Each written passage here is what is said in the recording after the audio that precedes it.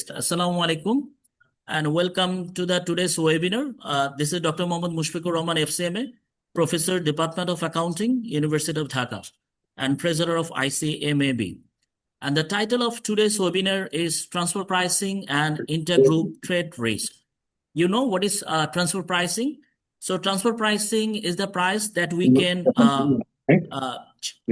transfer goods or services to the other company or within the countries or across the countries. And when we charge the transfer pricing, we get some advantages. So for example, tax optimization or profit allocation and internal financial structuring. At the same time, transfer pricing can create several important risks. Artificial pricing structures may facilitate trade mispricing, including over-invoicing or under-invoicing of goods. And these practices may lead to capital flight, tax evasion, custom duty manipulation, and trade-based money laundering. So thus, global trade today is increasingly conducted with multinational corporate network. And a significant portion of international commerce occurs between related companies belonging to the same corporate group, commonly referred to as intergroup or related party trade. And when these transactions are legitimate and essential for global supply chain management, they introduce complex risks for tax authority, regulator, and financial institution. And particularly when pricing between affiliated entities does not reflect true market value.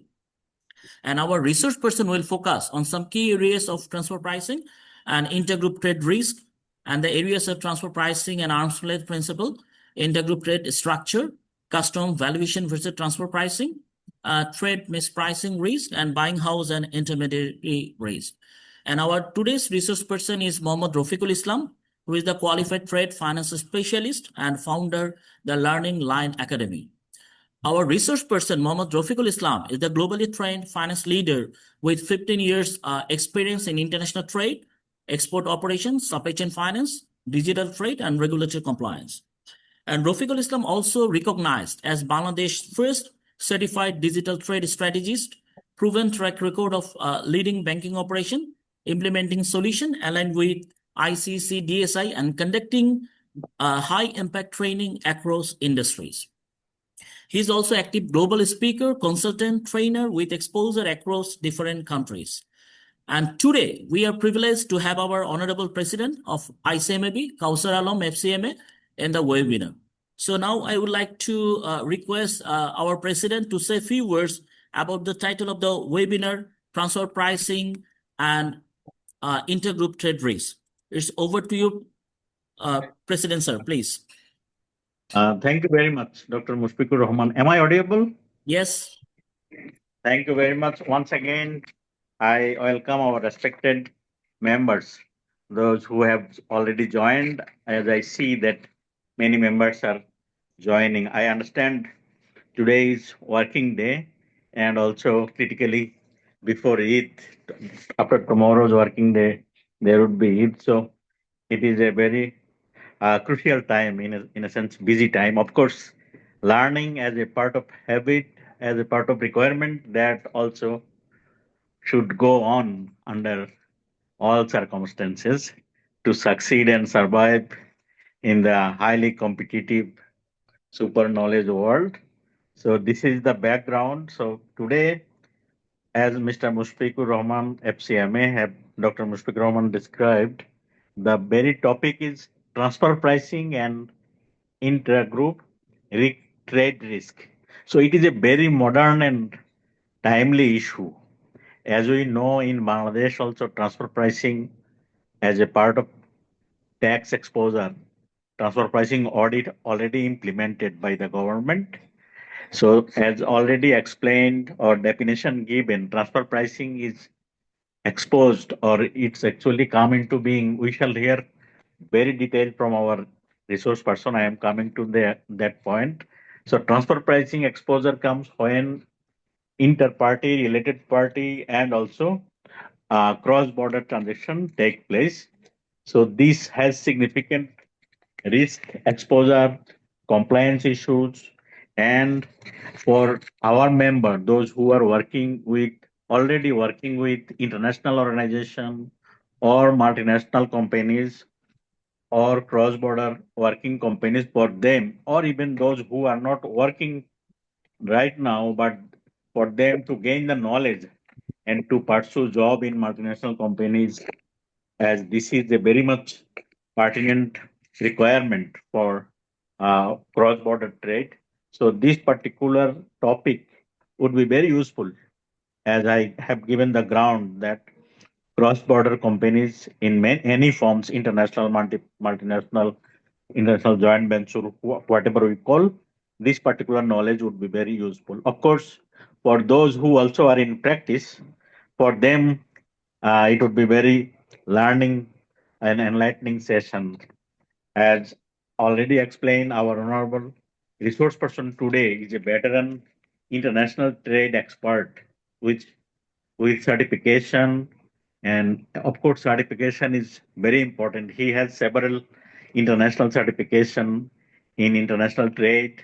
Also he is triple masters on various discipline, mostly in international trade and business. And importantly, what I would actually give more weight is he is Mr. Rafiqul Muhammad Rafiqul Islam. He is our professional oil wisher. Actually, similarly, in earlier time, also last year, he has enlightened us with very timely and tropical issues to our members. Rafiq Bhai's name is a popular name amongst our members, those who actually attended his training or similar session earlier. So today, I also appreciate and give my heartfelt thanks to our resource person, Muhammad Rafiqul Islam, CDCS, CSDG, CITF, CTFP, all these are qualification on international trade. So for making your time and joining us as a resource person for this 1.5 hour to 2 hour session. And as I know, you actually always go very in depth. It is based on your practical experience and also based on the topic or subject matter in depthness. So as I understand, this particular topic is also very tropical and timely and very deep uh, in a knowledge topic. So we would expect to hear from you in depth and our respected members, those who have taken the courage, taken out time from their very busy schedule. For some, it is actually office closing time, might be on the OS, or since it is virtual, so hopefully you can take the trouble to actually learn it, and those who are actually in the office can or at home can very quietly can give attention and learn. So it would be very useful for our as practicing members, for our serving members, and for knowledge seekers, and it will immensely help from the practical ground. Always Rafiq Bhai takes practical experience, practical example.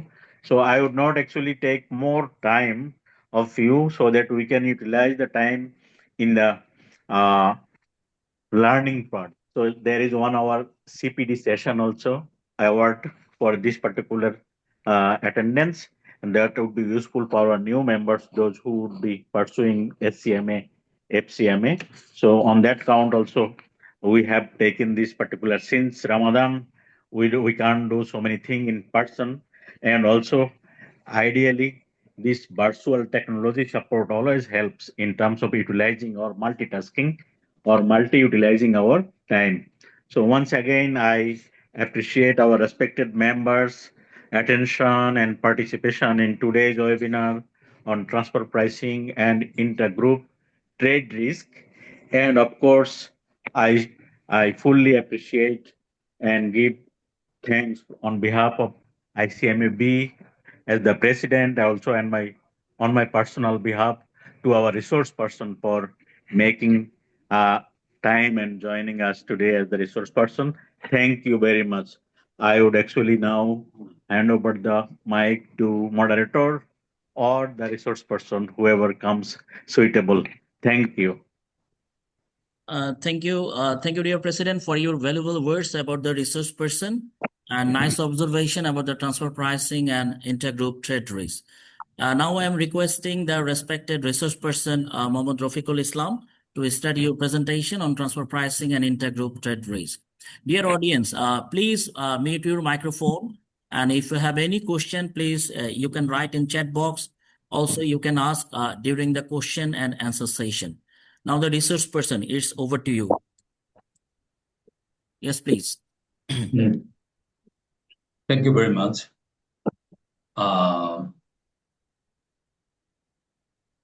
Respected Chair, Honorable ICMB members, I especially am gratitude to you all for giving me opportunity to speak in front of the financial engineer like you. So this is not the new one for me. I have spoken so many times in front of the ICMB members since 2023. So এটা আমার জন্য একটা বড় একটা opportunity, যাতে করে আমি বিষয়গুলো, আমি একজন practitioner, so I would like to share my insight with you all from the perspective of my practical experience, এবং আমি যে কাজগুলো ডেইলি লাইফে করি সেই কাজগুলো real life experience I want to share with you all. তো ট্রান্সফার প্রাইসিং এই সাবজেক্টটা আমরা সবাই মোরলেস জানি, আসলে এটাতে ট্রান্সফার প্রাইসিং এবং পাশাপাশি আমরা একটা শব্দ এখানে উচ্চারণ না করলে ট্রান্সফার প্রাইসিং এর ডেফিনিশনটা ইনকমপ্লিট থেকে যায়, যেটাকে আমরা বলছি transfer miss pricing, pricing miss pricing. তো এই মিস প্রাইসিংটা নিয়ে আমাদের আপত্তি, ট্রান্সফার প্রাইসিং নিয়ে কিন্তু কারো কোনো আপত্তি নেই, না ট্যাক্স অথরিটির, না ট্রেড প্রফেশনালসদের, না ব্যাংকিং বা কোনো রেগুলেটরের। ট্রান্সফার প্রাইসিং এটা very acceptable এবং common phenomena in the international or cross-border remittance market. So we have no objection or questions or any observation over these issues. বিশেষ করে আমরা এই বিষয়টা নিয়ে কেন এত কথা বলছি সেটা হচ্ছে যে আমরা ট্রান্সফার মিস প্রাইসিংটা নিয়ে আমরা যেন অ্যাওয়ারনেস বিল্ড আপ হয় আমাদের ভেতরে, এবং আমরা এই যে ট্রান্সফার প্রাইসিং অথবা ট্রাস্ট আমরা বিভিন্ন ভাবে আমাদের প্রফেশনাল লাইফে আমরা হ্যান্ডেল করি, এবং আমরা বিশেষ করে যারা কাজ করি তাদের জন্য এই সাবজেক্টটা খুবই দরকারি, খুবই প্রয়োজনীয়, এবং আমরা এই বিষয়ের উপরে নিটিগ্রিটি লেভেলে আমাদের জানা উচিত। সেই কারণেই আমি এই বিষয়টার অবতারণা করেছি, এবং আমরা প্র্যাকটিক্যাল লাইফে আমি যেসব ইস্যুস গুলো আমি হ্যান্ডেল করেছি বা ফেস করেছি সেগুলো আপনাদের সাথে আমি আলাপ করব। তো আমরা যে এটা রেসপেক্টেড চেয়ার একটু আগে বলেছেন যে আসলে আমাদের মাল্টিন্যাশনাল কোম্পানিতে আমরা যারা কাজ করি বা করব তাদের জন্য এই বিষয়টা খুবই জরুরি, কারণ আমরা যখন ক্রস বর্ডার ট্রেড করি বা ক্রস বর্ডার কোনো রেমিটেন্স করি, ক্রস বর্ডার যখন আমাদের অনেক ধরনের কাজ থাকতে পারে, যেমন আমাদের প্রফিট ট্রান্সফার করতে হতে পারে, আমাদের ইকুইটি ট্রান্সফার করতে হতে পারে, বাংলাদেশে কোনো ফরেন ডাইরেক্ট ইনভেস্টর আসছে, সে এখানে ব্যবসা করছে, ব্যবসা করার পরে তার ইনভেস্টমেন্টটা, গ্রিনফিল্ড ইনভেস্টমেন্টটা একসময় সে আপনার সেল করে আদার কোম্পানির কাছে এখান থেকে চলে যেতে পারে। এই সব বড় বড় remittance including trade related remittance গুলো আমরা যখন হ্যান্ডেল করব, সেই ক্ষেত্রে ক্রস বর্ডার এই ইস্যুস গুলো আমরা এমন ভাবে হ্যান্ডেল করব যাতে করে কোনো অথরিটি কোশ্চেন করতে না পারে, কোনো অথরিটি যেন বলতে না পারে এটা মিস প্রাইসিং হয়েছে, অথবা ওভার প্রাইসিং হয়েছে, অথবা আন্ডার প্রাইসিং হয়েছে, অথবা প্রাইস ম্যানিপুলেশন হয়েছে। তাহলে এই যে রেগুলেটর যাতে কোনো কোশ্চেন করতে না পারে, অথবা আমাদের প্রফেশনাল ইন্টিগ্রিটির কনটেক্সট থেকেও এই বিষয়টা যেহেতু যাতে আমরা প্রপারলি অ্যাজ পার রেগুলেশন আমরা হ্যান্ডেল করতে পারি, সেই বিষয়টা নিয়ে আজকে আমাদের কথাবার্তা। আমরা শুরুতেই যেমন আমরা ব্যাংকে যখন আমরা কোনো ধরনের বড় ধরনের কোনো আমরা এলসি খুলি, বা এলসি ছাড়াও যদি আমরা ইম্পোর্ট এক্সপোর্ট রিলেটেড বড় কোনো ট্রানজাকশন আমরা করতে চাই, সেই ক্ষেত্রে আমাদের বাংলাদেশের এখন থ্রেশহোল্ডটা হচ্ছে $3 মিলিয়ন উপরে। যদি আমরা কোনো প্রাইস ট্রান্সফার করতে চাই in the name of import, সেই ক্ষেত্রে বাংলাদেশ ব্যাংক এখানে কিন্তু আমাদেরকে গেট কিপিং করছে। কিরকম? বাংলাদেশ ব্যাংক বলেছে যে $3 মিলিয়ন উপরে যদি তোমরা কোনো ধরনের যদি ইম্পোর্ট করতে চাও, সেই ক্ষেত্রে আগে কি ইম্পোর্ট করছো, এটা ইউনিট প্রাইস কত, এটা টোটাল প্রাইস কত, এইটা আমাদেরকে একটু তোমরা বাংলাদেশ ব্যাংকের যে ড্যাশবোর্ড আছে সেই ড্যাশবোর্ডের মাধ্যমে ওনারা এটা মনিটরিং করে $3 মিলিয়ন উপরে গেলেন। তো এটাও কিন্তু পার্ট অফ দি প্রাইস। এই যে মিস প্রাইসিং হচ্ছে কিনা, এটা ওভার ইনভয়েসিং হচ্ছে কিনা, আন্ডার ইনভয়েস হচ্ছে কিনা, অথবা প্রাইস ম্যানিপুলেশন হচ্ছে কিনা, বাংলাদেশ ব্যাংক ওই কনটেক্সট থেকে ওই অ্যাঙ্গেল থেকে কিন্তু জিনিসটা চেক করে। এই তো গেল ট্রেডের পার্টে। তাহলে আমরা এখানে এই বিষয়টার অবতারণা করলাম এই কারণে, আমাদের ট্রান্সফার প্রাইসিং এবং ট্রেড মিস প্রাইসিং এই বিষয়টা বলার জন্য কিন্তু আমি বিষয়টার অবতারণা করেছি। কারণ ট্রান্সফার প্রাইসিং এ আমরা ট্রেডের পার্টটাকে আমরা একটু দূরে রাখতে চাই। ট্রেডের পার্টটার জন্য আমাদের আলাদা রেগুলেশনস আছে, সেখানে ট্রেডের পার্টে আমাদের আলাদা করে গেট কিপিং করার অনেকগুলো টুলস টেকনিক্স আছে। কিন্তু আমরা যখন মাল্টিন্যাশনাল কোম্পানি, একই related party, parent company sister concern, অথবা একটা প্যারেন্ট কোম্পানির দুই দেশে যদি দুইটা সিস্টার কনসার্ন থাকে, তাহলে এই parent company sister concern between sister concern among the sister concern, parent company sister company যে ট্রানজাকশন গুলো হবে, সেই ট্রানজাকশন গুলো নিয়েই আজকে আমাদের কথাবার্তা। এবং ট্রান্সফার প্রাইসিং এর পুরো বিষয়টা হচ্ছে এই রিলেটেড। অর্থাৎ আমরা একটা স্ট্যাটিস্টিক্স এখানে শেয়ার করতে চাই, সেটা হচ্ছে সারা পৃথিবীতে এই রকম ক্রস বর্ডার ট্রানজাকশন গুলো হয়, তার প্রায় 55% হচ্ছে আপনার ইন্টার কোম্পানি ট্রানজাকশন। কারণ একটা দেশ মাল্টিন্যাশনাল কোম্পানি, একটা দেশে একটা প্যারেন্ট সিস্টার কনসার্ন থাকে, তাহলে সিস্টার অ্যারাউন্ড দ্য ওয়ার্ল্ড এই ট্রানজাকশনটা যেই মেকানিজম দিয়ে কন্ট্রোল করা হচ্ছে সেটাকে আমরা বলছি ট্রান্সফার প্রাইসিং। এই transfer pricing very acceptable method between the countries, between the Nations price transfer করা।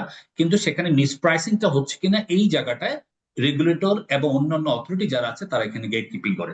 আর ট্রেড মিস প্রাইসিং বলতে আমরা যেটা বুঝছি সেটা হচ্ছে আমরা যে ট্রেড বেসড ট্রানজাকশন গুলো করি আমদানি রপ্তানির ক্ষেত্রে, এলসি বা উইদাউট এলসি তে, অথবা ক্যাট বেসিসে যে আমরা ট্রানজাকশন করি, সেটাকে আমরা এখানে বলছি ট্রেড মিস প্রাইসিং বা ট্রেড প্রাইসিং অথবা ট্রেড মিস প্রাইসিং। তাহলে আমরা একটা বিষয় এখানে একটু ক্লিয়ার করার দরকার, সামারাইজ করার দরকার, সেটা হচ্ছে ট্রেড ট্রান্সফার প্রাইসিংটা হচ্ছে রিলেটেড কোম্পানির মধ্যে, এবং এখানে মূলত ট্যাক্স ফোকাস থাকে।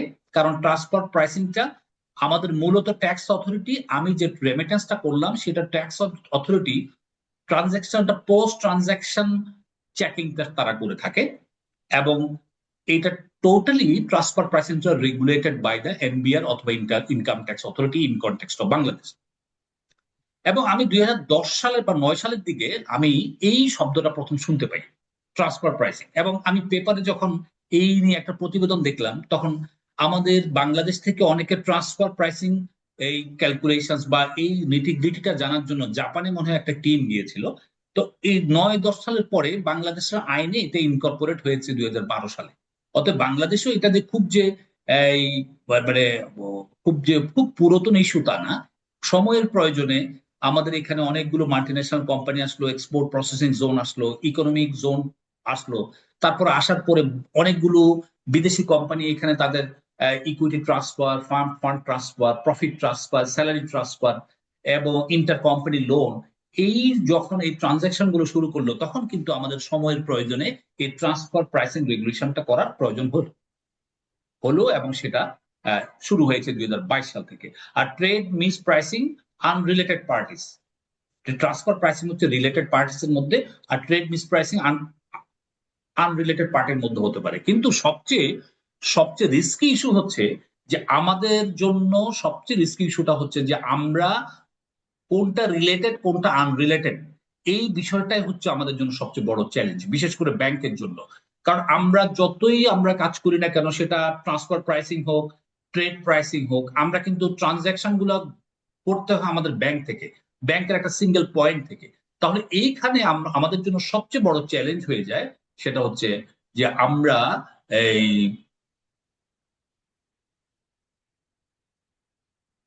আমাদের জন্য সবচেয়ে বড় চ্যালেঞ্জ হয়ে যায় যে আনরিলেটেড পার্টি বা রিলেটেড পার্টিস এর মধ্যে।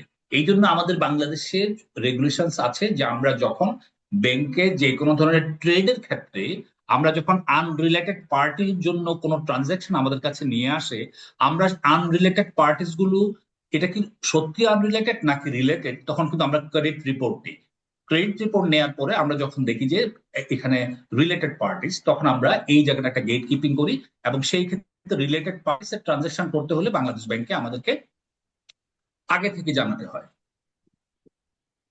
একটু আসি আইসিএমইবি প্রফেশনালদের জন্য এই এই ট্রান্সফার প্রাইসিংটা কেন জরুরি, মানে কেন এই সাবজেক্টটা আমরা এখানে আলোচনা করলে আমাদের ক্যাপাসিটি বিল্ডিং, স্কিল ডেভেলপমেন্টের জন্য।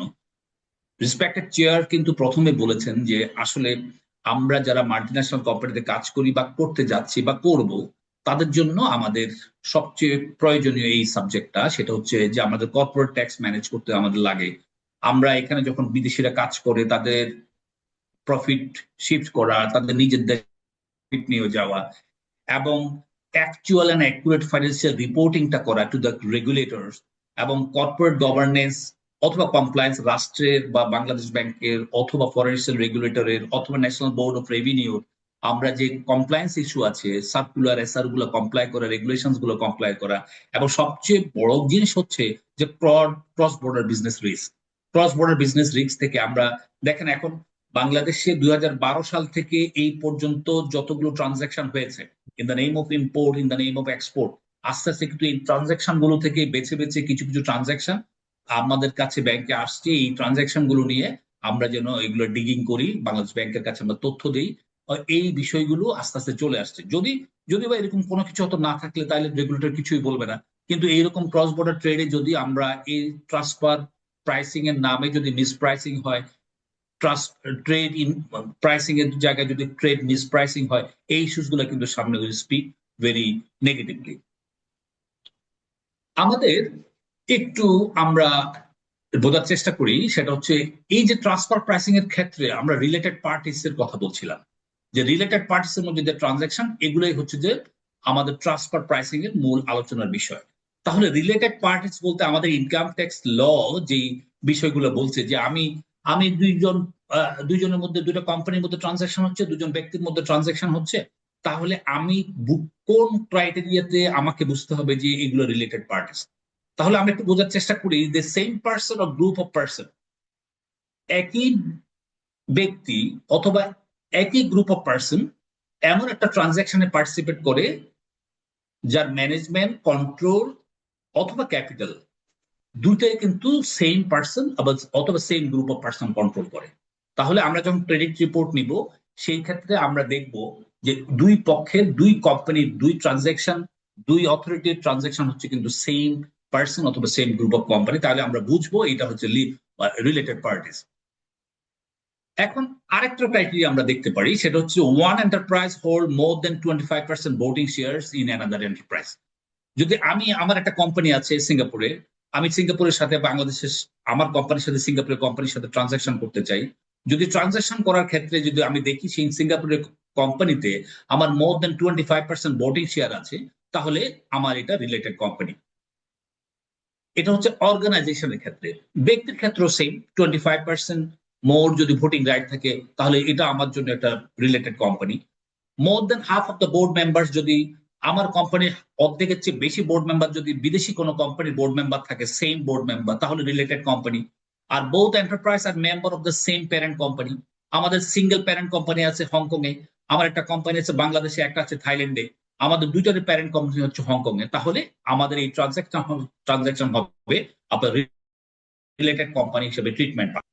লোনস এর কনটেক্সট থেকে একটু চিন্তা করে দেখি যে আমরা অনেক সময় ইন্টার কোম্পানি লোন নেই। ইন্টার কোম্পানি লোন নেওয়ার ক্ষেত্রে আমরা যদি লোনস ফ্রম ওয়ান এন্টারপ্রাইজ, আমি যদি একটা কোম্পানি থেকে লোন নিলাম এবং সেই লোনটা যদি আমার টোটাল অ্যাসেটের 50% প্লাস ক্রস করে, তাহলে আমাকে বুঝতে হবে যে যার কাছ থেকে আমি লোন নিয়েছি, যার সাথে আমার যে ল্যান্ডার, সে হচ্ছে আমার রিলেটেড কোম্পানি। সেই 50% আমার অ্যাসেটের 50% এর বেশি তার লোন আছে আমার কোম্পানিতে। আর যদি কেউ যদি গ্যারান্টি ইস্যু করে, যেমন অনেক সময় আমাদের এখানে কোম্পানি বিদেশ থেকে কাউন্টার গ্যারান্টি আসছে, সে কাউন্টার গ্যারান্টর যদি তার গ্যারান্টির সাইজটা যদি তার টোটাল লায়াবিলিটি 10% এর উপরে যদি এক্সিড করে, তাহলে সেটাকে আমরা বলবো যে রিলেটেড কোম্পানি। তাহলে ট্রান্সফার প্রাইসিং বোঝার আগে আমাদেরকে রিলেটেড কোম্পানির ক্রাইটেরিয়াটা বোঝা আমার জন্য খুবই জরুরি। তাহলে এখানে আমরা অ্যাসোসিয়েটেড এন্টারপ্রাইজ বা রিলেটেড কোম্পানি অলমোস্ট সেম। আমি এখানে একটা ট্রানজাকশন দেখানোর চেষ্টা করেছি যে আমাদের এখানে ট্রানজাকশন গুলো কিরকম হয়। Parent company United states of আমেরিকাতে, ট্রেডিং কোম্পানি সিঙ্গাপুরে, ম্যানুফ্যাকচারিং কোম্পানি বাংলাদেশে, বিশেষ করে আরএমজি তে কিন্তু এগুলো আমাদের বেশি হয়। রেডিমেড গার্মেন্টস এ আমাদের drawing your attention, would you share your screen? আমার মনে হয় এটা একটু ফিক্সড হয়ে আছে, ফার্স্ট স্লাইডে আছে। ও মাই গড, একটু কি আমরা ভাবছি হয়তো আপনি ব্যাকগ্রাউন্ড এক্সপ্লেনেশন দিচ্ছেন, বাট আমরা নো নো স্যার, screen দেখতে পাচ্ছি না।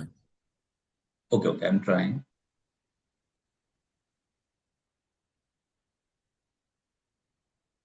আপনি হয়তো একবার স্টপ করে দেন আবার ওকে, ঠিক আছে।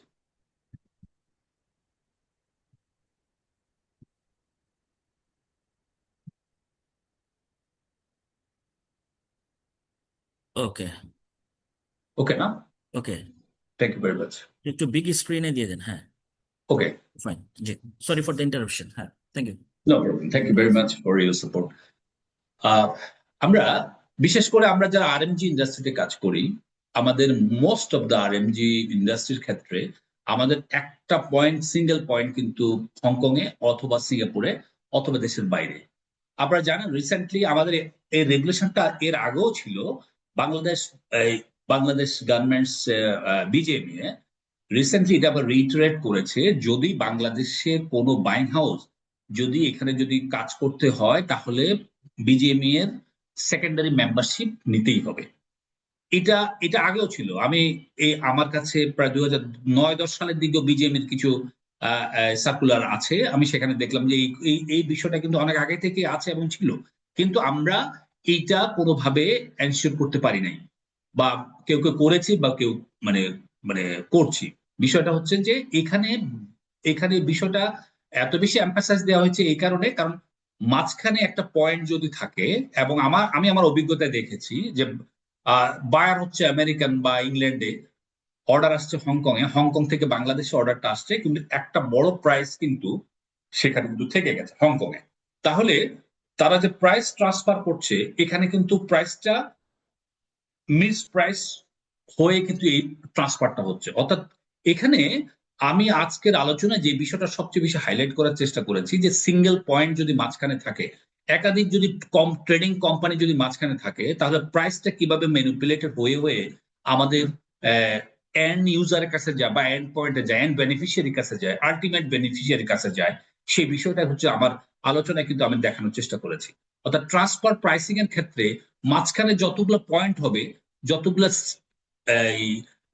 ট্রেডিং কোম্পানি বা যতগুলো সিঙ্গেল পয়েন্ট সেখানে এনগেজ হবে, এই জায়গাটাতে তত বেশি প্রাইসটা কার্টেল হওয়ার সম্ভাবনা বেশি। এবং সেটা প্র্যাকটিক্যালি দেখা গেছে যে বাংলাদেশে যে আমাদের ম্যানুফ্যাকচারারের জন্য সেটার এফওবি ভ্যালু বা সিএম যদি আপনি দেখেন, আস্তে আস্তে কিন্তু আমাদের 2010 সালে যেরকম একটা গার্মেন্টসে যে পরিমাণ সিএম কিন্তু বায়ার আমাদেরকে দিচ্ছিল, কিন্তু এটা আস্তে আস্তে কমে যাচ্ছে।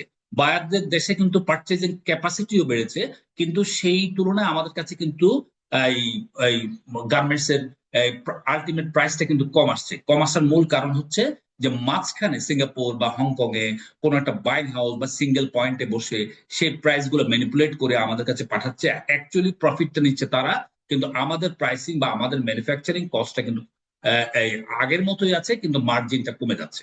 তো এই বিষয়টা আমরা যখন পুরো আলোচনা যখন আমরা করব তখন এই বিষয়টা আরো স্পষ্ট হবে। ইন্টারন্যাশনাল ট্রানজাকশন, আমরা ট্রান্সফার প্রাইসিং এর ক্ষেত্রে আমাদের ইনকাম ট্যাক্স অ্যাক্ট এই বিষয়টা সেখানে অবতারণা করেছে। আমাদের ইন্টারন্যাশনাল ট্রানজাকশনের ক্ষেত্রে কিন্তু ট্রান্সফার প্রাইসিং নিয়ে আমরা খুব বেশি অ্যাওয়্যার থাকবো। তাহলে ইন্টারন্যাশনাল ট্রানজাকশনের ক্ষেত্রে আমরা যে বিষয়গুলো ইনভলভ থাকে সেটা হচ্ছে পারচেজ ও সেল অফ গুডস, যেটা আমরা ইন্টারন্যাশনাল ট্রেডে করে থাকি, অথবা আমরা কোনো সার্ভিস পারচেজ করি, যেটা খুবই ইম্পর্টেন্ট এবং খুবই রিস্কি। সার্ভিস পারচেজ বা ইন্টেলেকচুয়াল প্রপার্টি পারচেজ করা, যেটা আমাদের জন্য খুবই রিস্কি, যেটা আমরা যেমন সফটওয়্যার ইম্পোর্ট করা, সফটওয়্যার এক্সপোর্ট করা, এটা ইনভিজিবল একটা প্রপার্টি আমরা পারচেজ করছি, বাট এটার এগেনস্টে আমরা কিন্তু প্রসিড পাঠাচ্ছি, প্রাইস ট্রান্সফার করছি। এটা আমাদের জন্য খুবই রিস্কি একটা ইস্যু, যে বিশেষ করে ইনট্যাঞ্জিবল যেসব সার্ভিস গুলো বা ইন্টেলেকচুয়াল প্রপার্টি আমরা যেগুলো সেল পারচেজ করছি, এবং ল্যান্ডিং এবং বরোয়িং এর ক্ষেত্রে কিন্তু আমাদের এখন international regulator financial action task force যে জিনিসটা আমাদের জন্য এখন বেশি বেশি রিস্কি হিসাবে আমাদের জন্য বলা হচ্ছে, সেটা হচ্ছে ক্রেডিট বেসড মানি লন্ডারিং বা লোন বেসড ফাইন্যান্সিয়াল ক্রাইম। এই ক্ষেত্রে আমরা ইন্টারন্যাশনাল ল্যান্ডিং এবং বরোয়িং এর ক্ষেত্রে আমাদের যেসব ইস্যুস গুলো আছে সেগুলো আমাদের আলোচনায় থাকবে। আমরা সামনে একটু এগিয়ে যাই, তারপর আমরা দেখতে পাবো। ট্রান্সফার প্রাইসিং নিয়ে আমাদের কথা হয়েছে। আমরা এখানে এই স্লাইডগুলো স্কিপ করে যাই, অনেকগুলো স্লাইড আছে, আমরা এগুলো আলোচনায় চলে আসছে, সেই কারণে আমরা এগুলো নিয়ে আর কথা বলবো না। এখন আসি why transfer pricing and mispricing matter. Transfer pricing ও মিস প্রাইসিং এটা আমাদের আলোচনায় এসছে, শুধু আমরা একটু বলবো যে আমাদের ট্রান্সফার প্রাইসিং ওকে, মিস প্রাইসিং নিয়ে আমাদের কথা আছে। মিস প্রাইসিং নিয়ে কথা এই কারণে, কারণ আমরা যে প্রাইসটা ট্রান্সফার করছি সেই প্রাইস ট্রান্সফারের মাধ্যমে আমাদের কি কোনো আন্ডার ওভার বা কোনো ধরনের ম্যানিপুলেশন হচ্ছে কিনা, এই জায়গাটা কিন্তু বড় ধরনের ইম্প্যাক্ট, এবং এটার মাল্টিফেরিয়াস ইম্প্যাক্ট আছে। এবং সেটা স্যাংশন, এখন ইন্টারন্যাশনাল যে স্যাংশন অথরিটি আছে তারাও কিন্তু এই বিষয়টা কিন্তু খুব সিরিয়াসলি নিচ্ছেন, কারণ এই যে প্রাইস ম্যানিপুলেশন বা price miss pricing, price transfer, miss pricing over the border transfer হওয়া, এটা কিন্তু আলটিমেট বেনিফিশিয়ারি কিন্তু কোনো স্যাংশন মুক্ত দেশও হয়ে যেতে পারে। এই ক্ষেত্রে এই বিষয়গুলো অনেকগুলো মাল্টিফেরিয়াস কিন্তু এখানে কমপ্লিকেটেড ইমপ্লিকেটেড। অর্থাৎ এই বিষয়গুলো একটু অ্যাওয়ারনেস বিল্ডিং জন্য আমি প্রাইসিং এবং মিস প্রাইসিং দুটো একসাথে আলোচনা। এখন আমরা একটু দেখি ট্রান্সফার প্রাইসিং টাইপোলজি গুলো কি রকম, ট্রান্সফার প্রাইসিং কিভাবে হয়। যেমন রিডিউস ট্যাক্স লায়াবিলিটিস। আপনি বাংলাদেশে একটা কোম্পানি আছে, বাংলাদেশের ট্যাক্স রেট বেশি, আমরা ট্যাক্স হেভেনে আমাদের প্রফিটটা নিয়ে যাব। সেই ক্ষেত্রে আমরা বাংলাদেশি কোনো কোম্পানি থেকে ডাইরেক্টলি আমাদের দেশে আউটওয়ার্ড ক্যাপিটাল ফ্লাইট বা আউটওয়ার্ড রেমিটেন্স খুবই রেস্ট্রিক্টেড। আমাদের দেশে আমাদের current account transaction is very open, inward আউটওয়ার্ডের ক্ষেত্রে কোনো ধরনের বাধা বিঘ্ন নেই। কিন্তু capital account, inward capital account কিন্তু ওকে, কোনো অসুবিধা নেই। কিন্তু আউটওয়ার্ড ক্যাপিটাল অ্যাকাউন্ট যখন আপনি ট্রান্সফার করবেন, ক্যাপিটাল ট্রান্সফার করবেন, বড় ধরনের ফান্ড ট্রান্সফার করবেন, সেই ক্ষেত্রে এই বিষয়গুলো এখানে কিন্তু খুব স্ট্রিক্টলি কিন্তু আমাদের কন্ট্রোল করা হয় বাই দ্য রেগুলেটর। বিশেষ করে বাংলাদেশ ব্যাংক, যখন আমরা ফরেন এক্সচেঞ্জ রেগুলেশন আন্ডারে কাজ করি। আবার রিসেন্ট একটা সার্কুলার হয়েছে যে ক্ষেত্রে আমাদের কিছুটা ফ্লেক্সিবিলিটি দিয়েছে আমাদের ফরেন ডাইরেক্ট ইনভেস্টমেন্টটাকে বাংলাদেশে ফ্যাসিলিটেট করার জন্য। কিন্তু এখানে একটা পোর্শন থ্রেশহোল্ড দিয়ে দেওয়া হয়েছে যে 3 কোটি টাকার উপরে যদি আমি কোনো ধরনের ফান্ড ট্রান্সফার করতে চাই in the name of equity বা ক্যাপিটাল, সেই ক্ষেত্রে এই বিষয়গুলো বাংলাদেশ ব্যাংক তার নজরে নিবে, এবং বাংলাদেশ ব্যাংক নিজেই কিন্তু এই ইস্যুস গুলো ক্যালকুলেট করবে, চেক করে দেখবে। আমরা যে বিষয়টা নিয়ে আলোচনা করছি, ট্যাক্স লায়াবিলিটি রিডাক্ট করা। বাংলাদেশের ট্যাক্সের ধরন বেশি, এখান থেকে আমি ট্যাক্সের আমার আমার আমার আমার প্রফিটের একটা বড় অংশ আমি দেশের বাইরে নিয়ে যেতে চাই।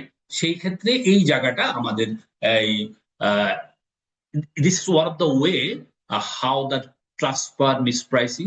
ট্রান্সফার প্রাইস হতে পারে যেমন ট্যাক্স লায়াবিলিটি, আমি এখান থেকে আমার কোনো প্রফিট আমি ট্রান্সফার করতে পারি, বা প্রফিটের ট্রান্সফার করতে গিয়ে যদি কোনো ধরনের ওভার প্রফিট ট্রান্সফারিং এর পার্ট হয়ে থাকে, তাহলে সেইটা আমাদের রেগুলেটর কিন্তু এখানে গেট কিপিং করবে। আমার বাংলাদেশ থেকে প্রফিট বা পৃথিবীর এক দেশ থেকে আরেক দেশে লো ট্যাক্স জুরিডিকশনের, বিশেষ করে ট্যাক্স হেভেন যেগুলো আছে, ট্যাক্স হেভেনে আমরা প্রফিট ট্রান্সফার করছি। এটা খুবই পরিচিত একটা শব্দ, পরিচিত একটা টার্মিনোলজি, পরিচিত একটা মেকানিজম। অনেকেই এই বিষয়টার সাথে অত পরিচিত আছেন, বাট ব্যাংকে আমরা যেই পরিমাণ রেস্ট্রিক্টেড ওয়েতে আমরা কাজ করি, যেই পরিমাণ রেগুলেটর আমাদের দিকে তাদের নজর দেন, সেই ক্ষেত্রে এই রকম ক্যালকুলেশনের মধ্যে আমার প্র্যাকটিক্যাল লাইফে আমি কোনো ধরনের এই বিষয়গুলো আমি হ্যান্ডেল করি নাই। মানে কি, আমি প্রফিট ট্রান্সফার করেছি, বাট এখানে যে লো ট্যাক্স জুরিডিকশনে যখন আমরা একটা প্রফিট ট্রান্সফার করতে যাই, সেই ক্ষেত্রে হাজার রকম কোয়েরি আমাদেরকে ফেস করতে হয়। বিশেষ করে প্রথমে যে কাজটা আমরা করি সেটা হচ্ছে যে যেখানে যাচ্ছে, যার কাছে যাচ্ছে, সেই কোম্পানির সাথে এই কোম্পানির রিলেশনটা কি। যদি রিলেটেড পার্টিস হয় তাহলে কোনো অসুবিধা নেই, কিন্তু যদি রিলেটেড পার্টিসটা হাইড থাকে তাহলে আমাদের জন্য সবচেয়ে বড় অসুবিধা হয়। এবং সেই ক্ষেত্রে অনেক সময় দেখা যায় যে শেল কোম্পানি খুলে এই রকম ট্যাক্স হেভেনে ফান্ড ট্রান্সফার করছে, কিন্তু শেল কোম্পানিতে আমরা কোনো কিছু খুঁজে পাই না। অতএব আমাদেরকে রেগুলেটর বলছে তুমি আলটিমেট বেনিফিশিয়াল ওনারকে খোঁজো। এখন আলটিমেট বেনিফিশিয়াল ওনারকে খুঁজতে গেলে এটা একটা কমপ্লেক্স ইস্যু, একটা কাম্বাসাম প্রসেস। অতএব আমরা এই আলটিমেট বেনিফিশিয়াল ওনারকে খুঁজতে গিয়ে আমাদের অনেক কাঠখড় পোড়াতে হয়, অনেক ধরনের এই আপনার মেশিন লার্নিং এর উপর আমাদের ডিপেন্ড করতে হয়, এবং পৃথিবীতে অনেকগুলো মেকানাইজড ওয়ে চলে আসছে সফটওয়্যার কোম্পানি যারা আমাদের ব্যাংকে এসে সেল করে যে আপনারা এইখানে এই সফটওয়্যারটা ইউজ করলে আপনারা আলটিমেট বেনিফিশিয়াল ওনারকে আপনারা পাবেন, এবং আলটিমেট বেনিফিশিয়াল ওনার কারা, এখানে 3-4 টায়ার পর্যন্ত লেয়ার পর্যন্ত আপনারা বেনিফিশিয়াল ওনার কারা বের করতে পারবেন। তো এইটা একটা কস্টলি প্রসেস, এবং সব ব্যাংক হয়তো এইটা করতে পারে না, হয়তো কিছু ব্যাংক আস্তে আস্তে যাচ্ছে সেদিকে। যদি এরকম মেকানাইজড হয় বা আর্টিফিশিয়াল ইন্টেলিজেন্স বেস যদি এরকম মেকানাইজড ওয়ে যদি থাকে, এই বিষয়গুলো বের করা কঠিন হবে না। বাট ম্যানুয়ালি এটা আমাদের জন্য খুবই প্রবলেমেটিক, এবং সেই কারণেই আমাদের এখান থেকে আমরা পেপার পত্রিকায় দেখি যে বিলিয়ন বিলিয়ন ডলার বাংলাদেশ থেকে চলে গেছে। অতএব সেইটা হয়তো ম্যানুয়ালি সম্ভব না, হয়তো মেশিন লার্নিং যদি ফুললি ইমপ্লিমেন্ট হয় in the market, then will understand and operate this one very fantastically.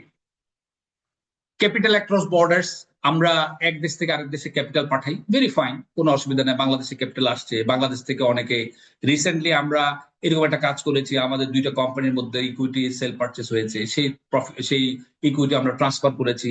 আমরা একটা থ্রেশহোল্ড লিমিট পর্যন্ত চলে গেলে বাংলাদেশ ব্যাংকের কাছে পাঠাই, বাংলাদেশ ব্যাংক যদি স্যাটিসফাইড হয় ফাইন, বাংলাদেশ ব্যাংক যদি স্যাটিসফাইড না হয় তাহলে সেটা আবার তারা রিক্যালকুলেট করে, যে ক্যালকুলেট করার জন্য তারা কতগুলো সূত্র তৈরি করে দিয়েছে। আমরা এই ক্ষেত্রে ক্যাপিটাল ফ্লাইটটা আমরা এই বাংলাদেশের regulation is okay, no problem, but capital across border যখন আমরা পাঠাই সেই ক্ষেত্রে ট্রান্সফার প্রাইসিংটা ভেরি ইম্পর্টেন্ট টু মেনশন। কারণ একটা ট্রানজাকশন হয়ে যাচ্ছে, হয়ে যাওয়ার পরেই কিন্তু আমরা এটা কিন্তু আমাদের ট্যাক্স অথরিটি, আপনি যখন ট্যাক্স দিবেন তখন ট্যাক্স অথরিটি আপনাকে কোয়েশ্চেন করবে, কিন্তু পরবর্তীতে এই বিষয়টা ক্যাপিটাল যদি চলেও যায় সেই ক্ষেত্রে আপনার একটা দায় দায়িত্ব আছে, বিশেষ করে যারা আপনারা প্রফেশনাল, সেটা হচ্ছে যে আমরা যখনই কোনো ধরনের ক্যাপিটাল ট্রান্সফার করি সেই ক্ষেত্রে আমরা প্রফেশনালদের একটা certificate very important. Bangladesh bank এটাকে খুবই এমফাসাইজ করে যে প্রফেশনালরা বলতে হবে যে এখানে দেশে তার কোনো দায় দায়িত্ব নাই, এবং অতিরিক্ত কোনো ফান্ড বাংলাদেশ থেকে যায়নি। যদি অতিরিক্ত ফান্ড যায় তাহলে এই ফান্ডটা আবার তারা ডিক্লারেশন দিচ্ছে যে এই ফান্ডটা আবার দেশে ফেরত নেওয়া হবে, if in case of any casualty or negativity is found out by the regulator or central bank, সেই ক্ষেত্রে প্রফেশনালদের সার্টিফিকেট ভেরি ইম্পর্টেন্ট। কথা প্রসঙ্গে আমি একটু জিনিসটা তুললাম এই কারণে, কারণ আপনাদের এক একটা সার্টিফিকেশন, এক একটা সিগনেচারের অনেক ভ্যালু, মানে in context of financial and monetary industry. So আমরা যখন এইরকম কোনো ধরনের প্রাইস ট্রান্সফার করবো in the name of capital, in the name of profit, তাহলে সেই ক্ষেত্রে আপনাদের সার্টিফিকেশনটা রাষ্ট্রের উপরে অনেক ধরনের একটা ইম্প্যাক্ট ফেলে। আমি কিছুদিন আগে আমার একটা প্র্যাকটিক্যাল এক্সাম্পল আপনাদেরকে দেই, যে আমাদের একজন বিদেশি কোম্পানি বাংলাদেশে তার প্যারেন্ট কোম্পানি থেকে ইম্পোর্ট করেছে উইদাউট এলসিতে। তো উইদাউট এলসিতে যদি ইম্পোর্ট করে ব্যাংকের কোনো দায় দায়িত্ব থাকে না, যদিও ব্যাংকের দায় দায়িত্ব থাকে না, কিন্তু রাষ্ট্রের একটা দায় দায়িত্ব দাঁড়িয়ে যায় ম্যাক্রো ইকোনমিক কনটেক্সট থেকে। এটা কিন্তু দেশের লায়াবিলিটি টু দা ওই দেশের যে দেশ সাপ্লাই দিয়েছে। কিন্তু আমরা যখনই এই উইদাউট এলসিতে ইম্পোর্টটা করার পর গুডস গুলো কনজিউম হলো, কিন্তু আমরা কখনো ওই কাস্টমারের কাছ থেকে, সে বিদেশি বাংলাদেশে কাজ করে, বিদেশি কোম্পানির কোনো অ্যাকসেপ্টেন্স আমরা পাইনি। উনি আমাদেরকে বললো যে কোনো অ্যাকসেপ্টেন্স লাগবে না, এটা আমার প্যারেন্ট কোম্পানি। এখন প্যারেন্ট কোম্পানি এরপরে দেখা গেল এটা ইন্ডিয়ার সাথে একটা ট্রানজাকশন, ইন্ডিয়ান এমবেসির লোক বাংলাদেশে চলে আসলো, আমাদের ব্যাংকে চলে আসলো। কেন চলে আসলো? বলে আমাদের দেশের সাপ্লায়ারের টাকা দিচ্ছে না তোমার ব্যাংকের ইম্পোর্টার। তখন আমরা বললাম যে এই ট্রানজাকশনটা তো ইম্পোর্ট হয়েছে বাট উইদাউট এলসিতে, ব্যাংকের কোনো গ্যারান্টি, ব্যাংকের কোনো কমিটমেন্ট নাই, সেই ক্ষেত্রে আমাদের কোনো দায় দায়িত্ব নেই ব্যাংকের। এবং বাংলাদেশ ব্যাংকও এটা কিন্তু রিট্রেট করেছে বাই ইস্যুইং এ সার্কুলার, যে ব্যাংক এইসব ট্রানজাকশন উইদাউট এলসি ট্রানজাকশন গুলোকে যেন প্রমোট করে। কিন্তু উইদাউট এলসি ট্রানজাকশন গুলোকে প্রমোট করতে গিয়ে আমরা দেখলাম এমন কিছু ট্রানজাকশন হয়েছে, ভেরি ম্যানিপুলেটেড ট্রানজাকশন, বায়ার সেলারের মধ্যে মানে ওদের মধ্যে ইন্টারনালি একটা আন্ডারস্ট্যান্ডিং আছে, কিন্তু আমরা কোনোভাবে ওই বায়ারকে পরবর্তীতে ট্রেস করতে পারলাম না যে তার পেমেন্টটা দেওয়ার জন্য, ইন্ডিয়ার কাউন্টার পার্টের পেমেন্ট দেওয়ার জন্য, যদি তারা রিলেটেড পার্টি যদিও, বাট তারা একজন আরেকজনের কাছে কিন্তু ইন্টারনাল আন্ডারস্ট্যান্ডিং, এবং তারা কিন্তু পেমেন্ট একজন আরেকজনের উপরে কিন্তু দায়টা ছাড়ছে না। তখন আমরা কি করলাম, আমরা দেখলাম যে এই কোম্পানি বাংলাদেশের যে ইকুইটি এনেছে, বাংলাদেশে ফরেন ডাইরেক্ট ইনভেস্টমেন্ট এনেছে, বা বাংলাদেশে তাদের ক্যাপিটাল এনেছে, কোন ব্যাংকের মাধ্যমে এনেছে? তখন আমরা দেখলাম বাংলাদেশে একটা কমার্শিয়াল ব্যাংকের মাধ্যমে এনেছে, এবং সেইটা বাংলাদেশ ব্যাংক থেকে আমরা বের করেছি, কারণ বাংলাদেশে যখন ইকুইটি আসে একটা সার্টেন টাইমের মধ্যে বাংলাদেশ ব্যাংকের কাছে রিপোর্ট করতে হয় যে এই ফরেন ডাইরেক্ট ইনভেস্টমেন্ট এখানে এসেছে। তো সেই ব্যাংকের কাছে আমরা চিঠি দিয়ে বললাম যে যখন আপনারা এই কোম্পানির উইন্ড আপ হওয়ার পরে ইকুইটিটা তার দেশে ট্রান্সফার করবেন, এই দেশের লাইবিলিটি আমার ব্যাংকে তার $7 লাখ লাইবিলিটি আছে, এই লাইবিলিটি রেখেই তারপর আপনার সার্টিফিকেশন দিয়ে দিবেন। তারা তাদের অডিটরকে বলেছে যে অডিটর ভাগ্য ভালো, অডিটর কোনো সার্টিফিকেট ইস্যু করেনি। অডিটর সার্টিফিকেট যদি ইস্যু করতো, কারণ তার মাথায় তো এটা নাই যেই ইম্পোর্টটা হয়েছে উইদাউট এলসিতে, এটা কোনো সিআইবি তো রিফ্লেক্ট হয় না, কোথাও কোনো রিফ্লেক্ট হওয়ার কোনো সুযোগ নাই। যদি অডিটর এই সার্টিফিকেটটা দিয়ে দিত যে এই কোম্পানি বাংলাদেশে কোনো দায় দেনা নাই, এই পরিমাণ ক্যাপিটাল সে বাংলাদেশ থেকে দেশের বাইরে বা তার দেশে নিয়ে যেতে পারে, তাহলে সেই ক্ষেত্রে বাংলাদেশের লাইবিলিটিটা, তার যে লাইবিলিটি, এটা কিন্তু ইনটেক্ট থেকে যেত। অতএব এই জায়গাটা একটা রিস্কি ইস্যু যে আমরা এখানে আমরা বাংলাদেশ ব্যাংকও বলেছি যে আমরা যেই জায়গাটা ইম্পোর্ট উইদাউট এলসি, এটা যেন কোনো একটা জায়গার যেন রিফ্লেকশন হয়, যদিও বা ব্যাংকের লাইবিলিটি না, কিন্তু আলটিমেটলি দেখেন অ্যাম্বাসাডার ব্যাংকে চলে আসছে, একটা রাষ্ট্র তার একটা দেশের ব্যাংকিং ইন্ডাস্ট্রিতে চলে আসছে যে তাদের লাইবিলিটি, তাদের পাওনা বুঝে নেওয়ার জন্য। অতএব এটা একটা বড় ইস্যু। আমি এই প্র্যাকটিক্যাল এক্সাম্পলটা শেয়ার করলাম এই কারণে, whenever you issue internally issue and certification, যেমন আপনাদের একটা সার্টিফিকেট দিচ্ছেন যে এখানে কোনো দায় দেনা নাই, সেই দেশ থেকে এই ফান্ডটা নিয়ে যেতে পারে। তো দিস ইজ ভেরি ইম্পর্টেন্ট। আমাদের ইনকাম ট্যাক্স অ্যাক্টও কিন্তু আপনাদের সার্টিফিকেশনে কিন্তু অনেক ভ্যালু, এবং সেই কথাটা আমরা পরবর্তী পার্টে আমরা ইনকাম ট্যাক্স প্রসঙ্গ যখন কথা বলবো তখন সেইগুলো কিন্তু এখানে আসবে। প্রফিট হাইড করা অফশোর এন্টিটিতে, আমাদের যে পরিমাণ প্রফিট হয়েছে সেই প্রফিটটা হাইড করা, এটাও কিন্তু ওয়ান কাইন্ড অফ হাইড করে আমরা অন্য কোনো ভাবে ফান্ডটা ট্রান্সফার করা, this one kind of transfer pricing mechanism, mispricing mechanism. আমরা একটু দেখার চেষ্টা করি ইনকাম ট্যাক্স অ্যাক্ট অর্থাৎ ট্রান্সফার প্রাইসিং এর লিগ্যাল ফ্রেমওয়ার্ক কি বাংলাদেশে। আমরা জানি বাংলাদেশে ইনকাম ট্যাক্স অ্যাক্ট লেটেস্ট যে 2023 ইনকাম ট্যাক্স অ্যাক্ট, সেটাতে আমাদের ট্রান্সফার প্রাইসিং নিয়ে কিন্তু একটা চ্যাপ্টার আছে। সেখানে আর্টিকেল 23 থেকে আর্টিকেল 233 থেকে 239 কতগুলো শুধু ট্রান্সফার প্রাইসিং নিয়ে ইস্যু গুলো। এবং আমাদের বাংলাদেশে আমরা শুরুতে বলেছি যে আমাদের ট্রান্সফার প্রাইসিংটা খুব বেশি পুরনো ইস্যু না, আমাদের 2012 সাল 9-10 সাল বা 12 সালের দিকে আমাদের এটা আইনের সাথে সম্পৃক্ত হয়েছে। এই হচ্ছে আমাদের লিগ্যাল ফ্রেমওয়ার্ক। যেমন আমাদের এই যে বিষয়টা এখানে সবচেয়ে বেশি আমরা কথা বলার চেষ্টা করব সেটা হচ্ছে যে এখানে অনেকগুলো মেথড আছে। আমরা এই যখন ইনকাম ট্যাক্স অথরিটি চেক করে দেখে যে আমরা যে প্রাইসটা ট্রান্সফার করছি এটা কি ঠিক আছে, এটা ঠিক না, এটা কি মার্কেট প্র্যাকটিসের সাথে কি অ্যালাইন নাকি অ্যালাইন না, এটা কি ইন্টারন্যাশনাল স্ট্যান্ডার্ডের সাথে, ইন্টারন্যাশনাল প্রাইসিং এর সাথে, ইন্টারন্যাশনাল দামের সাথে এটা কি অ্যালাইন কি না, সেখানে কতগুলো মেসেজ আছে, মেকানিজম আছে। সেই মেকানিজম গুলো ট্যাক্স অথরিটি ক্যালকুলেট করে দেখে the whether it is under or over or any manipulation in terms of the price transfer price। তো আমরা সেগুলো একটু দেখার চেষ্টা করি। সেটাকে আমরা বলছি আর্মস লেংথ প্রিন্সিপাল, যে আমরা কোন প্রিন্সিপালে আমরা যে একটা রেমিটেন্স পাঠাচ্ছি বা একটা রেমিটেন্স আপনি করেছেন, সেই রেমিটেন্সটা কি, এটা কি কম পাঠিয়েছি নাকি বেশি পাঠিয়েছি নাকি ম্যানিপুলেটেড করে কোনো কিছু হাইড করেছি, সেই বিষয়টা যেই পদ্ধতিতে আমরা আমাদের ট্যাক্স অথরিটি বা আমরাও করতে পারি, আপনিও যদি আপনি আপনার প্রফেশনাল স্ট্যান্ড পয়েন্ট থেকে আপনি করতে পারেন, আমরা ব্যাংকও করে থাকি আর্মস লেংথ প্রিন্সিপালে। আমরা কিন্তু যে কোনো ধরনের আমাদের যদি সন্দেহ হয় যে কোনো একটা অ্যামাউন্ট এটা ওভার বা আন্ডার বা ম্যানিপুলেশন হচ্ছে, সেই ক্ষেত্রে কিন্তু এই প্রিন্সিপাল কিন্তু আমরা অ্যাপ্লাই করি। আমাদের ব্যাংকে যে ট্রেডের ক্ষেত্রে, ট্রেড মিস প্রাইসিং এর ক্ষেত্রে বা ট্রেড প্রাইসিং এর ক্ষেত্রে আমরা যেটা করে থাকি সেটা হচ্ছে আমাদের ক্রেডিট রিপোর্ট, আমাদের প্রাইস ভেরিফিকেশন টুলস টেকনিক্স, যেটা আমরা আমাদের বাংলাদেশে কোনো ধরনের ইন্ডিকেশন নাই যে কোন সাইটে বা কোন সোর্স থেকে আমি এটা চেক করব বা প্রাইস ভেরিফাই করব, সেটার কোনো ওয়ে নাই। ইভেন আমাদের ট্রেড ছাড়াও আমাদের যে কোনো ইস্যুতে, যেমন মনে করেন যে আমরা ক্যাপিটাল আউটফ্লাইট, প্রফিট শিফটিং বা আমাদের যে কোনো বড় রেমিটেন্স ট্রান্সফার, সেই ক্ষেত্রে কিন্তু আমাদের কোনো সোর্স নাই। আমাদের সোর্স হচ্ছে যে আমরা আমাদের সারাউন্ডিং থেকে, ইন্টারন্যাশনাল স্ট্যান্ডার্ড থেকে যে রকম আমরা ইনফরমেশন পাই, এবং সেই ইনফরমেশনটা আমার এই কার্যক্রমে এন্টেঙ্গেল করার নামটাই বলছি আমরা আর্মস লেংথ প্রিন্সিপাল, যেটা হাতের কাছে আমরা কি কি প্রিন্সিপাল গুলো পাই, যেটা দিয়ে আমি যে ট্রানজাকশনটা করছি ট্রানজাকশনটার অ্যাকুরেসি ভেরিফাই করার জন্য।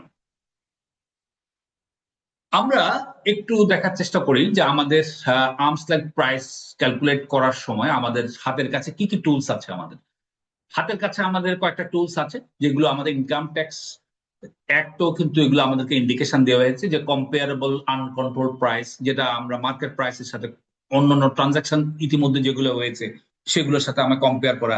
রিসেল প্রাইস মেথড, যে আমরা একটা একটা একটা পণ্য আমরা কিনলাম, কিনে এটাকে আবার রিসেল করলাম, রিসেল করার সময় অন্যান্য কোম্পানি রিসেল করে কি রকম মার্জিন পায়, কি কি দামে রিসেল করে, সেটা কম্পেয়ার করাকে বলছি আমরা রিসেল প্রাইস।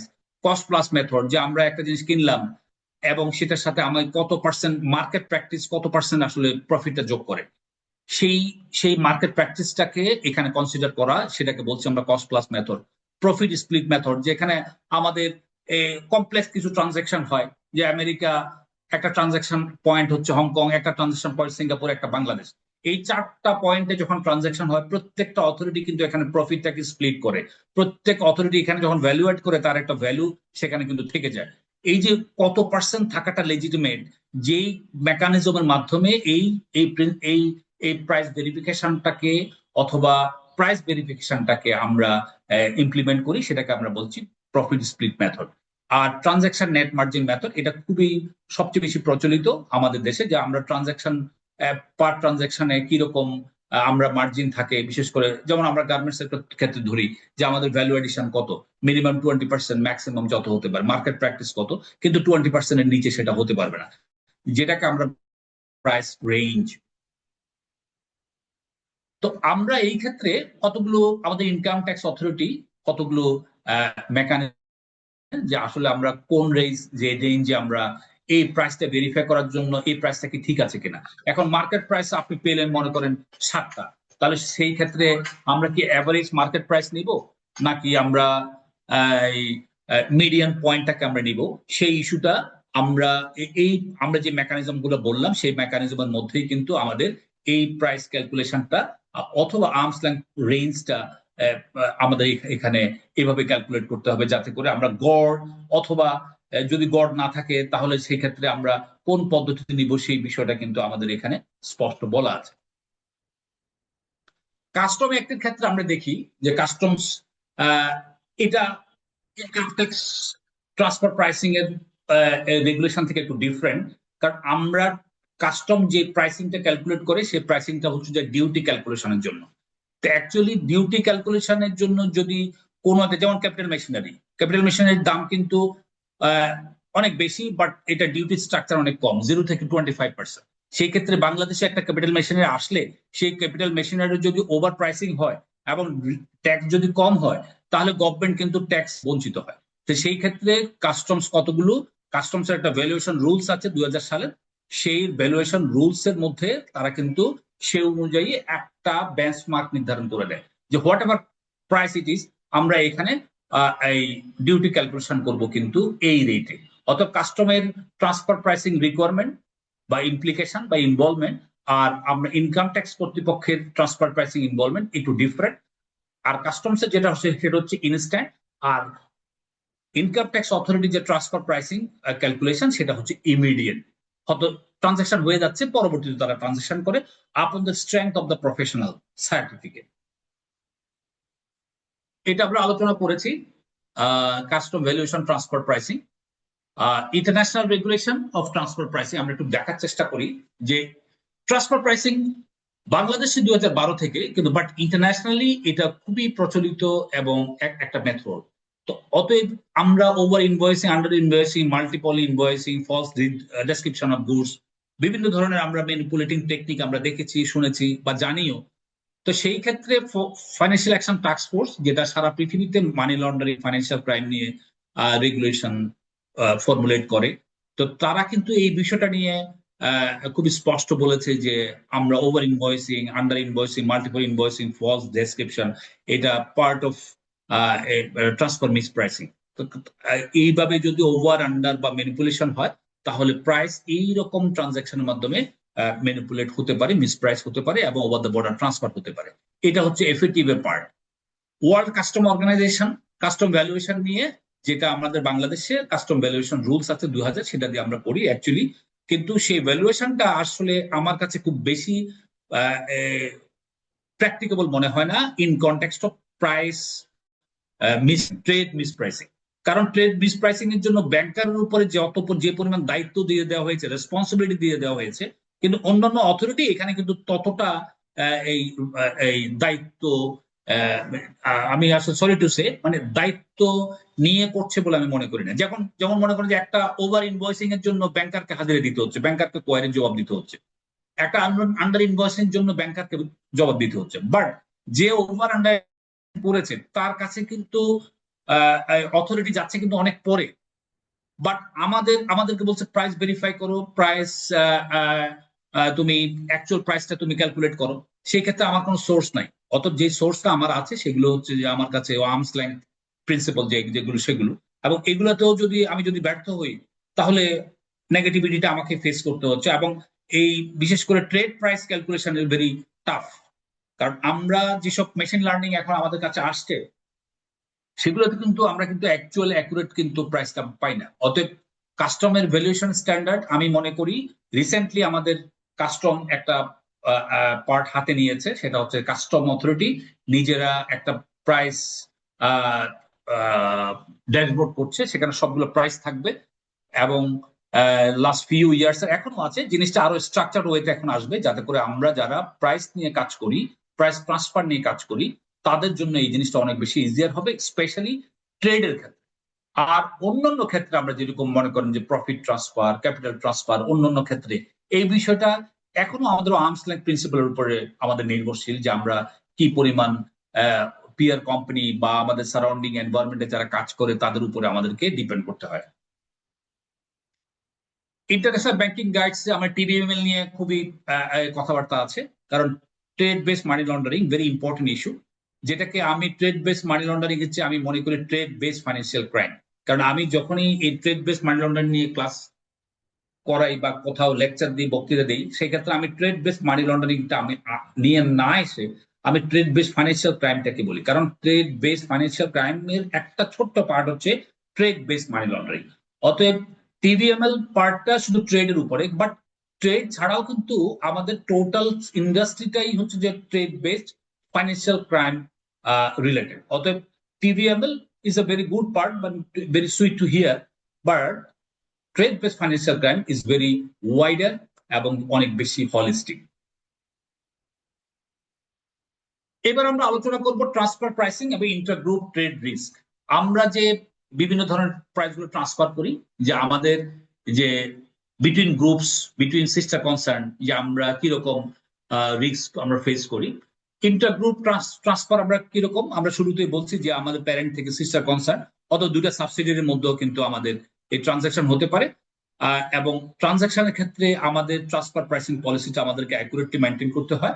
এবং সাপ্লাই চেইন বলেন, ট্রেড ট্রানজাকশন বলেন, সবগুলোতেই কিন্তু এখানে আমাদেরকে অ্যাকচুয়াল প্রাইসটা আমাকে ট্রান্সফার করলে আমাদের রেগুলেটরের তরফ থেকে কোনো ধরনের কোশ্চেন থাকে না। ইন্টারগ্রুপ ট্রেড রিস্কের ক্ষেত্রে, ট্রেড ফাইন্যান্সের ক্ষেত্রে আমরা যেটা আলোচনা করেছি, আমরা over invoicing, under invoicing very common word, এবং আমরা অনেক সময় ট্রেডের মাধ্যমে আর্টিফিশিয়ালি প্রফিট অ্যালোকেট করি, প্রফিট ট্রান্সফার করি। কারণ আমাদের একটা আন্ডার ইনভয়েস, ওভার ইনভয়েসের মধ্যে অনেক ধরনের কথাবার্তা আছে, অনেক ধরনের টেকনোলজি আছে, অনেক ধরনের ইলিসিট ইন্টেনশন আছে। অতএব এই দুটো বিষয় কিন্তু ভেরি ইম্পর্টেন্ট পার্ট, শুনতে খুবই পরিচিত মনে হয়, বাট এইগুলোর মধ্যে আমরা যখন ট্রানজাকশন করি সেই ক্ষেত্রে আমাদেরকে অনেকগুলো পার্ট কিন্তু অতিক্রম করে তারপরে যেতে হয়। তারপরেও কিন্তু আমরা অনেক সময় ব্যর্থ হই, আমরা অনেক সময় পারি না, কারণ আমাদের কাছে পরিপূর্ণ তথ্য থাকে না। আমরা এটা আলোচনা করেছি ট্রান্সফার প্রাইসিং, এটা ট্রেড বেস মানি লন্ডারিং এর কিভাবে কাজ করে আমরা, এবং ট্রান্সফার প্রাইসিং ডিটেক্ট করা আমরা একটু দেখার চেষ্টা করি। সেটা হচ্ছে বেঞ্চমার্ক প্রাইস।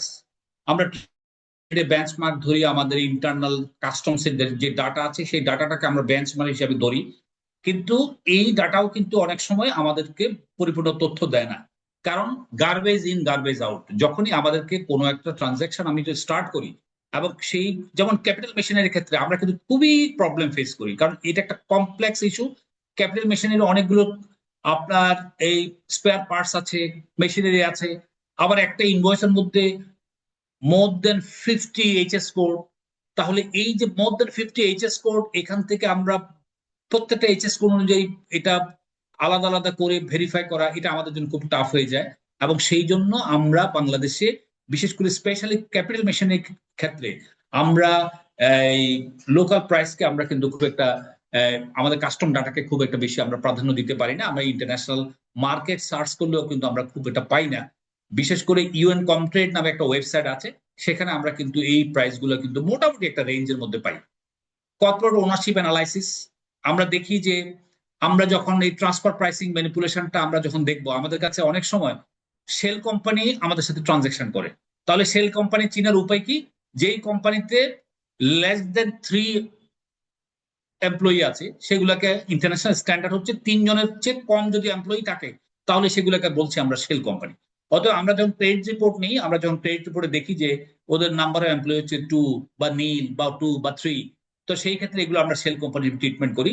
অনেক সময় এই ট্রানজাকশন গুলো আমরা আটকাই, অনেক সময় এই ট্রানজাকশন গুলো আমরা আমাদের অথরিটির কাছে আমরা পাঠিয়ে দিই। অতএব corporate ownership analysis very important to find the ultimate beneficial owner. আমরা যখনই কোনো ফান্ড ট্রান্সফার করি, ছোট হোক বড় হোক বা থ্রেশহোল্ড লিমিটের উপরে হোক, সেই ক্ষেত্রে corporate ownership analysis is very important. কারণ সারা পৃথিবীতে আলটিমেট বেনিফিশিয়াল ওনাররা কিন্তু লুকাই থাকে। আলটিমেট বেনিফিশিয়াল ওনাররা কিন্তু শো হতে চায় না, কারণ দেখা যায় তারা হয়তো স্যাংশন ভুক্ত কোনো ব্যক্তি বা এসডিএন, অথবা সে কোনো নিজের পরিচয় গোপন রাখতে চাচ্ছে, রেগুলেটরদের কাছ থেকে নিজেকে লুকায় রাখতে চাচ্ছে। এই জন্য কর্পোরেট স্ট্রাকচার বা ওনারশিপ অ্যানালাইসিস ভেরি ইম্পর্টেন্ট। এবং যেটা আমরা করে থাকি ক্রেডিট রিপোর্টের ক্ষেত্রে, আমরা অনেক সময় অনেক ক্রেডিট রিপোর্ট পাই যে ক্রেডিট রিপোর্টের মধ্যে কিন্তু ওনারশিপ কথা লেখা থাকে না, বা নট ফাউন্ড কথা লেখা থাকে। এই ধরনের ট্রানজাকশন গুলো আমাদের জন্য খুব risky. Beneficial owner verification very important. বিশেষ করে স্যাংশনের ক্ষেত্রে আমরা যে জিনিসটা দেখি যে আলটিমেট বেনিফিশিয়াল ওনার কারা। আর একটা লোক সে স্যাংশন ভুক্ত না, কিন্তু সে এমন একটা কোম্পানিতে তার হোল্ডিং আছে, যে এমন একটা কোম্পানিতে তার হোল্ড আছে, এমন একটা কোম্পানি সে কন্ট্রোল করে যে কোম্পানিটা স্যাংশন ভুক্ত, তাহলে ওই ব্যক্তি স্যাংশন ভুক্ত না, ওই ওই কোম্পানি স্যাংশন ভুক্ত হওয়ার কারণে ওই আলটিমেট বেনিফিশিয়াল ওনারও কিন্তু স্যাংশন ভুক্ত। আবার স্যাংশনের ক্ষেত্রে 50% রুলস আছে, যে একটা কোম্পানিতে যদি আপনি 50% প্লাস যদি কোনো মানে আপনি যদি অথরিটি হোল্ড করেন, সেই ক্ষেত্রে আপনি যদি স্যাংশন হয়, ওই কোম্পানি স্যাংশন না হলেও আপনার কারণেই কিন্তু ওই কোম্পানি কিন্তু স্যাংশন মুক্ত হয়ে যাবে। এই কমপ্লেক্স ইস্যুগুলোর জন্য আমরা কিন্তু বেনিফিশিয়াল ওনারটাকে কিন্তু আমরা ভেরিফাই করি খুব ইম্পর্টেন্টলি। এবং এটা খুবই চ্যালেঞ্জিং এবং আমাদের কাছে পরিপূর্ণ, আমরা ইদানিং মেশিন লার্নিং এর হেল্প নিচ্ছি, আস্তে আস্তে আমরা সেদিকে চলে যাচ্ছি, but manually it is very cumbersome এবং tough job. Trade flow consistency check করি, যে আমরা একটা কোম্পানি সে $10 মিলিয়ন ট্রান্সফার করবে, কিন্তু তার কোম্পানির অ্যানুয়াল সেলস হচ্ছে মনে করেন $2 মিলিয়ন। তো এই ক্ষেত্রে আমরা ট্রেড ফ্লো, তার কি পরিমাণ ব্যবসার সাইজ অনুযায়ী, ব্যবসার ধরন অনুযায়ী, ব্যবসার রেভিনিউ অনুযায়ী সে কিন্তু এই এত পরিমাণ প্রফিট ট্রান্সফার করতে পারে কিনা। This is very important to check, to find or to detect transfer pricing manipulations. তাহলে আমরা ট্রান্সফার প্রাইসিং এর ক্ষেত্রে আমরা একটু দেখি রেড ফ্ল্যাগস গুলো কি কি, আমাদের জন্য কোন কোন পার্ট গুলো আমাদের জন্য খুবই দেখার বিষয়। যে large price difference from global market benchmark, যে আমরা এমন একটা প্রাইস ট্রান্সফার করছি যেটা অ্যাকচুয়ালি গ্লোবাল মার্কেট থেকে অনেক কম বা অনেক বেশি। Transaction between related parties within the same corporate group, কোনো অসুবিধা নেই, দুজন কর্পোরেট গ্রুপের মধ্যে ট্রানজাকশন হতে পারে, বাট এখানে আপনাকে একটা চেকিং পয়েন্ট কিন্তু ইনহেরিটেডলি বিল্ড আপ করতে হবে, যে আমরা দুই পার্টির মধ্যে যে ট্রানজাকশন করছি, এই ট্রানজাকশনটা ওভার না আন্ডার অথবা কোনো ম্যানিপুলেটেড কিনা, সেই রিলেটেড পার্টিস এর মধ্যে ট্রানজাকশন ভেরি ইম্পর্টেন্ট। এবং যদি রিলেটেড পার্টিস হয়, ট্রেড হোক নন ট্রেড হোক, এটা ইনফরমেশন বা intimation to central bank is a must. Multiple intermediate যদি থাকে, যে আপনার ইউএসএ, হংকং, সিঙ্গাপুর, বাংলাদেশ, এরকম কমপ্লেক্স ট্রানজাকশন থাকলে উইদাউট ক্লিয়ার কমার্শিয়াল ফাংশন আমরা এই রকম ট্রানজাকশন করতে আমরা 100 বার চিন্তা করব। যে আমরা যদি ইন্টারন্যাশনাল কোনো cross border transfer, fund transfer করতে চাই, প্রাইস ট্রান্সফার করতে চাই, সেই ক্ষেত্রে যদি ট্রানজাকশনটা কমপ্লেক্স হয় এবং এখানে কোনো একটা পক্ষ, কোনো একটা পার্ট, কোনো একটা পয়েন্ট যদি কমার্শিয়ালি ভায়াবল না হয়, তাহলে you may raise the question. যেমন আমাদের কিছুদিন আগে আমরা একটা ট্রানজাকশন হ্যান্ডেল করেছি, ইটালি থেকে আপনার এলসিটা ইস্যু হয়েছে, ইটালি থেকে এলসি ইস্যু হওয়ার পরে এলসি ট্রান্সফার হয়েছে মালয়েশিয়া থেকে, মালয়েশিয়া থেকে এলসি আসছে বাংলাদেশে আরেকটা ব্যাংকে, বাংলাদেশে আরেকটা ব্যাংক হচ্ছে, সেটা কিন্তু নাম করা কোনো ব্যাংক না, সেই ব্যাংক থেকে আসছে আরেকটা ব্যাংকে। তাহলে এই যে এলসিটা সরাসরি ইটালি থেকে বাংলাদেশে আসতে পারতো, সেই এলসিটা মালয়েশিয়া অথবা বাংলাদেশে, মালয়েশিয়া তাও আবার মালয়েশিয়ার কোনো ট্যাক্স হ্যাভেন, কোনটা দ্বীপের একটা ট্যাক্স জুরিডিকশন, সেই পার্ট হয়ে এখানে আসছে। অতঃ পরবর্তীতে দেখা গেছে যে এই ট্রানজাকশনটা আমরা এক্সপ্লোর হয়েছে ঠিকই, কিন্তু আমরা প্রসিডটা আমরা পাইনি।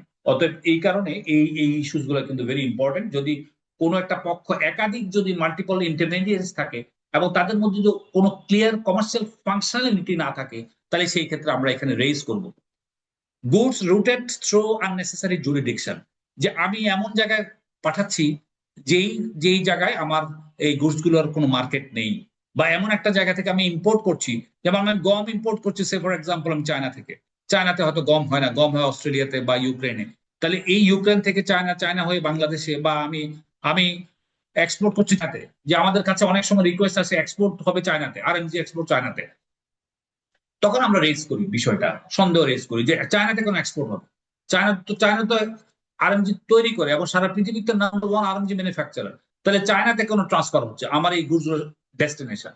পরবর্তীতে এটা দেখা গেছে আমরা ভেসেল ট্রেকিং করে বা কন্টেনার ট্রেকিং করে দেখেছি চায়না থেকে গুডস গুলো চলে গেছে রাশিয়াতে, রাশিয়ার কোনো স্যাংশন মুক্ত এন্টিটির কাছে এই গুডস গুলো চলে গেছে। অতএব এইগুলো খুবই রিস্কি, কারণ এগুলো যখন স্যাংশন এমন একটা ইস্যু যেটা আমরা কোনোভাবে এটাকে অ্যাভয়েড করতে পারবো না, এবং এটা এলসি বা কন্ট্রাক্টে লেখা না থাকলেও আমরা কিন্তু বিষয়টা আমরা কিন্তু খুব কেয়ারফুলি হ্যান্ডেল করতে পারি, কারণ যে কোনো মুহূর্তে আমাদের সেকেন্ডারি স্যাংশন রিস্ক আমরা পড়ে যেতে পারি। Sudden change in supply and buyer structure, যে বা এলসি হয়েছে এক জায়গায়, কিন্তু একসঙ্গে এসে বলছে ভাই বেনিফিশিয়ারি চেঞ্জ হবে, বেনিফিশিয়ারি নামটা চেঞ্জ হবে, এই ইস্যুস গুলা কিন্তু আমরা সব ক্ষেত্রে যে এগুলা ফলস তা না, কিছু কিছু ট্রুও আছে, আমরা সেই বিষয়গুলো মাথায় রেখেই, এই জন্য আমরা রেড ফ্ল্যাগস গুলো মাথায় রেখে আমরা মানে কাজ করব। আমরা এটা আলোচনা করেছি ট্রান্সফার প্রাইসিং রিস্ক, ট্রেড ফাইন্যান্সে কি রিস্ক হতে পারে আমরা সেটাও এখানে কথা বলেছি। বাইং হাউসের ব্যাপারটা একটু আলোচনা করতে চাই। আমরা এখানে অনেকেই বাইং হাউস আছে বাংলাদেশে, আমরা অনেক বাইং হাউসে কিন্তু আনরেজিস্টার্ড, কোনো ধরনের লাইসেন্সিং নাই, তারা এখানে বসে শুধু বায়ার হ্যান্ডেল করে এবং বায়ার এন্ড সেলারের মধ্যে এই প্রাইস ম্যানিপুলেশনটা করে। সরি টু সে, এই জায়গাটা এই জন্য তাদেরকে আমরা অনেকদিন থেকে বলছিলাম বাইং হাউস গুলোকে আমরা জবাবদিহিতার মধ্যে আনতে হবে, বাইং হাউস গুলো বিজেএমইএ জানতে হবে যে কোন বাইং হাউস অর্ডার কালেকশন করছে, কোন বাইং হাউস বায়ারকে রিপ্রেজেন্ট করছে ইন বাংলাদেশ। এবং এখানে বাংলাদেশে যদি কোনো অফিস না থাকে, হংকং এ বাইং হাউস কোনো অসুবিধা নেই, বাট হংকং এর বাইং হাউসের অফিস বাংলাদেশে থাকতে হবে। অতএব এই জায়গাটা আমরা কিন্তু খুবই স্ট্রিক্টলি হ্যান্ডেল করব, কারণ বাইং হাউসের মাধ্যমে এখানে কিন্তু এই সিঙ্গেল পয়েন্ট কিন্তু প্রাইসটা ম্যানিপুলেশন হচ্ছে বেশি, এবং প্রাইস ট্রান্সফার হচ্ছে, এই মিস প্রাইস হচ্ছে, অথবা ম্যানিপুলেশন হচ্ছে, অথবা যে পরিমাণ প্রাইস বাংলাদেশে, ওই যে আমরা একটু আগে আমরা আর্মস লেংথ প্রিন্সিপাল আলোচনা করছিলাম, যে আমাদের মার্জিনটা যদি কম, বাংলাদেশে ম্যানুফ্যাকচারার যদি কম পায়, এবং দিন দিন কিন্তু আমাদের সিএম ভ্যালু কিন্তু কমে যাচ্ছে। এটার মানেটা কি? এটার মানে হচ্ছে যে সিঙ্গেল পয়েন্টে বাইং হাউস গুলো major portion of the profit তারা কিন্তু সেখানে রেখে দিচ্ছে, এটা নোয়িংলি হোক আননোয়িংলি হোক, but this is very important two consider. বিশেষ করে বাইং হাউসের ইস্যুগুলো আমাদের, যেহেতু আমাদের export sector RMG base, single point যদি সেখানে যদি পয়েন্ট যদি বেশি হয়, এবং দেশের বাইরে যদি কোনো পয়েন্ট হয়, এবং সেই পয়েন্টে যদি আমার দেশের যদি সিএম যদি পড়ে থাকে, এবং সেই পয়েন্টের যদি বাংলাদেশে কোনো রেজিস্ট্রেশন না থাকে, তাহলে this is very sorrowful event for Bangladesh. কারণ আপনি বাইরে বসে বাংলাদেশের প্রফিটটা স্টেক করবেন, বাংলাদেশের লাইসেন্সিং অথরিটিকে আপনি ট্যাক্স দিবেন না, এটা হতে পারে না। এটা আমরা আলোচনা করেছি। ইন্টারমিডিয়েট রিস্ক নিয়ে আমরা কথা বলেছি, যে আমাদের যখন প্রাইস ট্রান্সফার হয় আমাদের অনেকগুলো ইন্টারমিডিয়েট থাকে, যে আমাদের বিভিন্ন পয়েন্টে হংকং, সিঙ্গাপুর, এবং সেই ক্ষেত্রে আমরা এখানে প্রাইস মার্কআপটাকে আমরা সেটা তারা ম্যানিপুলেট করে ওভার আন্ডার ইনভেস্ট করে কমিশনটা হাইড করে রাখে, আমাদের বাংলাদেশে যে ফান্ডটা, যে ফরেন কারেন্সি আসার প্রয়োজন সেটা সেখানে আসছে না। এই ইস্যুগুলো আমরা কিন্তু এখানে ইন্টারমিডিয়েট রিস্ক হিসাবে আমরা বলার চেষ্টা করেছি। আমরা একটু সামনে এগিয়ে যাই। আমরা এটা আলোচনা করেছি beneficial ownership analysis Intra group transaction. Beneficial owner কারা, আমরা এটা কথা বলেছি যে আমরা এটা খুবই কাম্বাসাম প্রসেস বেনিফিশিয়াল ওনারকে পাওয়া, কারণ এখানে বেনিফিশিয়াল ওনারের অনেকগুলো লেয়ার থাকে। আমরা দেখতে পাচ্ছি মিস্টার এক্স ট্রানজাকশন করছেন, বাট মিস্টার এক্স ট্রানজাকশন করছে না, মিস্টার এক্স কে কন্ট্রোল করছে ওয়াই, আবার ওয়াই কে কন্ট্রোল করছে একটা কোম্পানি, আর একটা কোম্পানিকে কন্ট্রোল করছে আলটিমেট বেনিফিশিয়ারি। অতএব এটা খুবই একটা কাম্বাসম প্রসেস, আমাদের কোনো মেকানাইজড ওয়ে নাই to find except for the credit report. অনেক সময় আমাদের ক্রেডিট রিপোর্ট কোম্পানির ক্ষেত্রে, বিশেষ করে ট্রেড ক্রেডিট রিপোর্ট যেগুলো আমরা পাই, সেগুলো ডান অ্যান্ড ব্র্যাডস্ট্রিট থেকে, অথবা কোনো ব্যাংক তাদের কোম্পানি যদি হয়ে থাকে, তাদের অ্যাকাউন্ট হয়ে থাকলে সেই ইনফরমেশন গুলোকে দেয়। এর বাইরে কোনো ইনফরমেশন তারা আমাকে দেয় না। এটা আমরা আলোচনা করেছি, আহ এটাও আমরা কথা বলেছি আমাদের ইস্যুস গুলো, ওয়ার্ল্ডের বিভিন্ন রেগুলেটর গুলো যারা ট্রান্সফার প্রাইসিং নিয়ে কথা বলেছে। আহ এখন আমাদের সবশেষে আমরা যে জিনিসটা কথা বলতে চাই, আমাদের how to mitigate Intra group trade risk আমাদের আলোচনায় চলে আসছে। তার মধ্যে রিলেটেড পার্টি ট্রানজাকশন, এটা রিলেটেড পার্টি কিনা, this one of the challenge. কারণ অনেক সময় যদি রিলেটেড পার্টিগুলোকে হাইড করে, রিলেটেড পার্টি হাইড করতে গিয়ে আমরা দেখা যাচ্ছে যে আলটিমেট বেনিফিশিয়াল ওনারকে আমরা পাই না।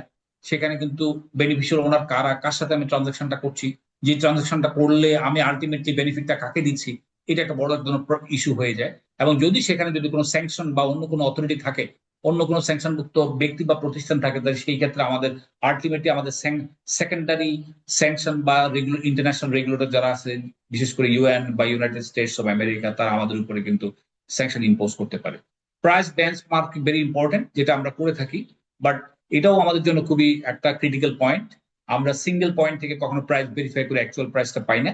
আর বিশেষ করে আমরা প্রাইস ভেরিফিকেশনটাকে, আমাদের ব্যাংকে একটা রং কনসেপ্ট আছে, যেটাকে আমরা প্রাইস পলিসিং করি। আমরা প্রাইস ভেরিফাই করতে যে আমরা কাস্টমারের সাথে ঝগড়া লিপ্ত হয়ে যাই। কিরকম? আমরা পুলিশের ভূমিকা অবতীর্ণ হই, যে আমরা কিন্তু ইন্টারন্যাশনাল স্ট্যান্ডার্ড ব্যাংকিং প্র্যাকটিস হচ্ছে প্রাইস ভেরিফাই করবে, নট পলিসিং। আমরা প্রাইস কেন এই রেটে আপনি আনছেন, এই প্রশ্ন কিন্তু কাস্টমারকে করা যাবে না। আমি ভেরিফাই করবো this rate is okay or not. আমরা ইন্টারন্যাশনাল প্র্যাকটিস হচ্ছে কোনো রেট যদি আপনি যে রেট দিয়েছেন সেটা যদি 20% যদি কম বেশি হয়, তাহলে ভেরি অ্যাকসেপ্টেবল। এটা যদি 40% পর্যন্ত যদি যায়, তাহলে এটা আমি রেজ করবো আমার আলটিমেট অথরিটির কাছে, ম্যানেজমেন্টের কাছে, যে এটা 20% ক্রস করছে, বাট বিলো 40%। আর 40% উপরে যদি হয়, ট্রানজাকশন আমরা আউটলেট রিজেক্ট করবো। This is the international practice. But বাংলাদেশের রেগুলেশনে কিন্তু এই বিষয়টা এইভাবে কিন্তু থ্রেশহোল্ড করা নেই।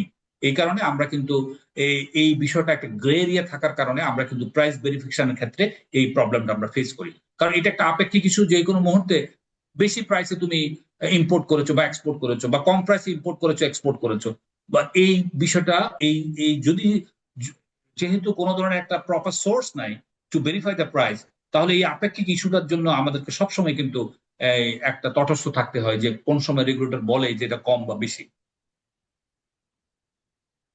আমরা আমাদের ইনকাম ট্যাক্স আইনে আছে, আমাদের ইন্টারন্যাশনাল ট্রানজাকশন যেগুলো হয় সেগুলোর জন্য বাংলাদেশ ব্যাংকে রিপোর্ট করতে হয়। এটা প্রফেশনাল যারা তারাও রিপোর্ট করে, ব্যাংক যারা তারা করে, বা এইসব ট্রানজাকশন যারা হ্যান্ডেল করে তাদের জন্য আন্ডার সেকশন 238 এই জিনিসটা স্পষ্ট বলা আছে।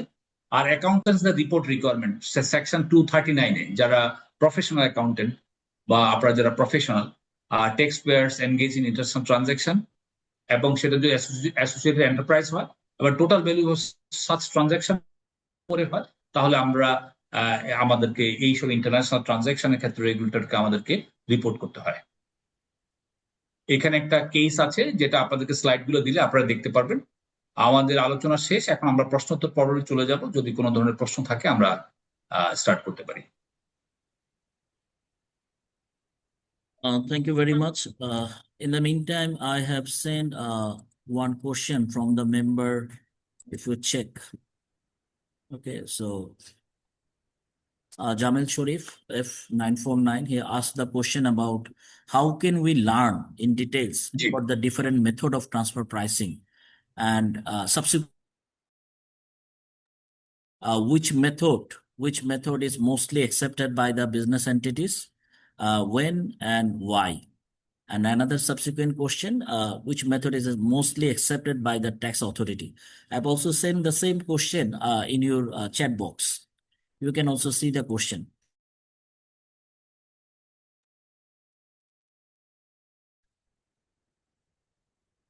Did you get the question?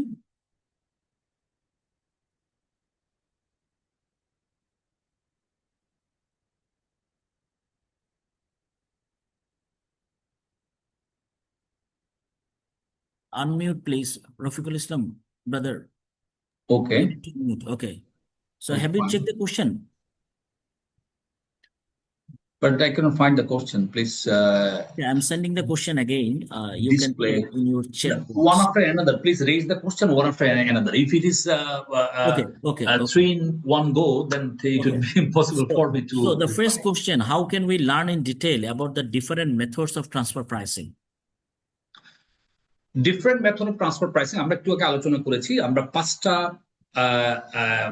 Method আলোচনা করেছি। বিশেষ করে আমাদের ইনকাম ট্যাক্স আইনেও কিন্তু এগুলোকে রিকগনাইজ করেছে, এবং ইন্টারন্যাশনাল অর্গানাইজেশন যেটা আছে আমরা ওইসিডি, সেটাও কিন্তু এই প্রাইসগুলোকে, এই মেথডগুলোকে কিন্তু রিকগনাইজ করেছে।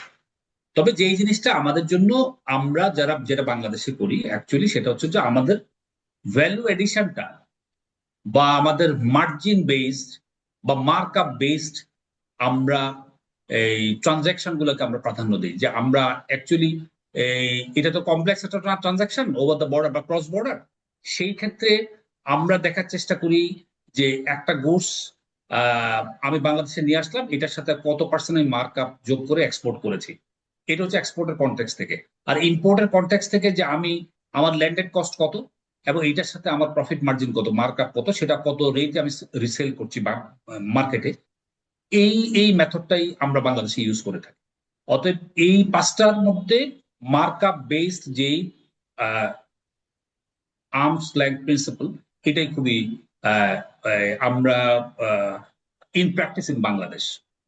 আর অন্যান্য বিষয়গুলো যেটা, সেটা আমাদের দেশে খুব একটা বেশি ট্রানজাকশন বেস, ট্রানজাকশনের ধরন বা সাইজ অনুযায়ী কিন্তু আমরা এগুলো করে থাকি। একটাতেই আমরা যখন স্টিফ থাকি, এটা আসলে কোনো রেজাল্ট পাওয়া যায় না। আমাদের বাংলাদেশ ব্যাংকও কিন্তু আমাদেরকে যখন বড় ধরনের অ্যামাউন্ট যখন আমরা ট্রান্সফার করি in the name of capital বা প্রফিট, সেই ক্ষেত্রে কিন্তু আমাদেরকে 3টে মেথড দিয়েছে। অতএব সেই 3টে মেথডটা বাইরেও যদি আপনি যদি মনে করেন অ্যাজ এ প্রফেশনাল, আপনি to find the actual range of the transfer price, then you can use this methods as well.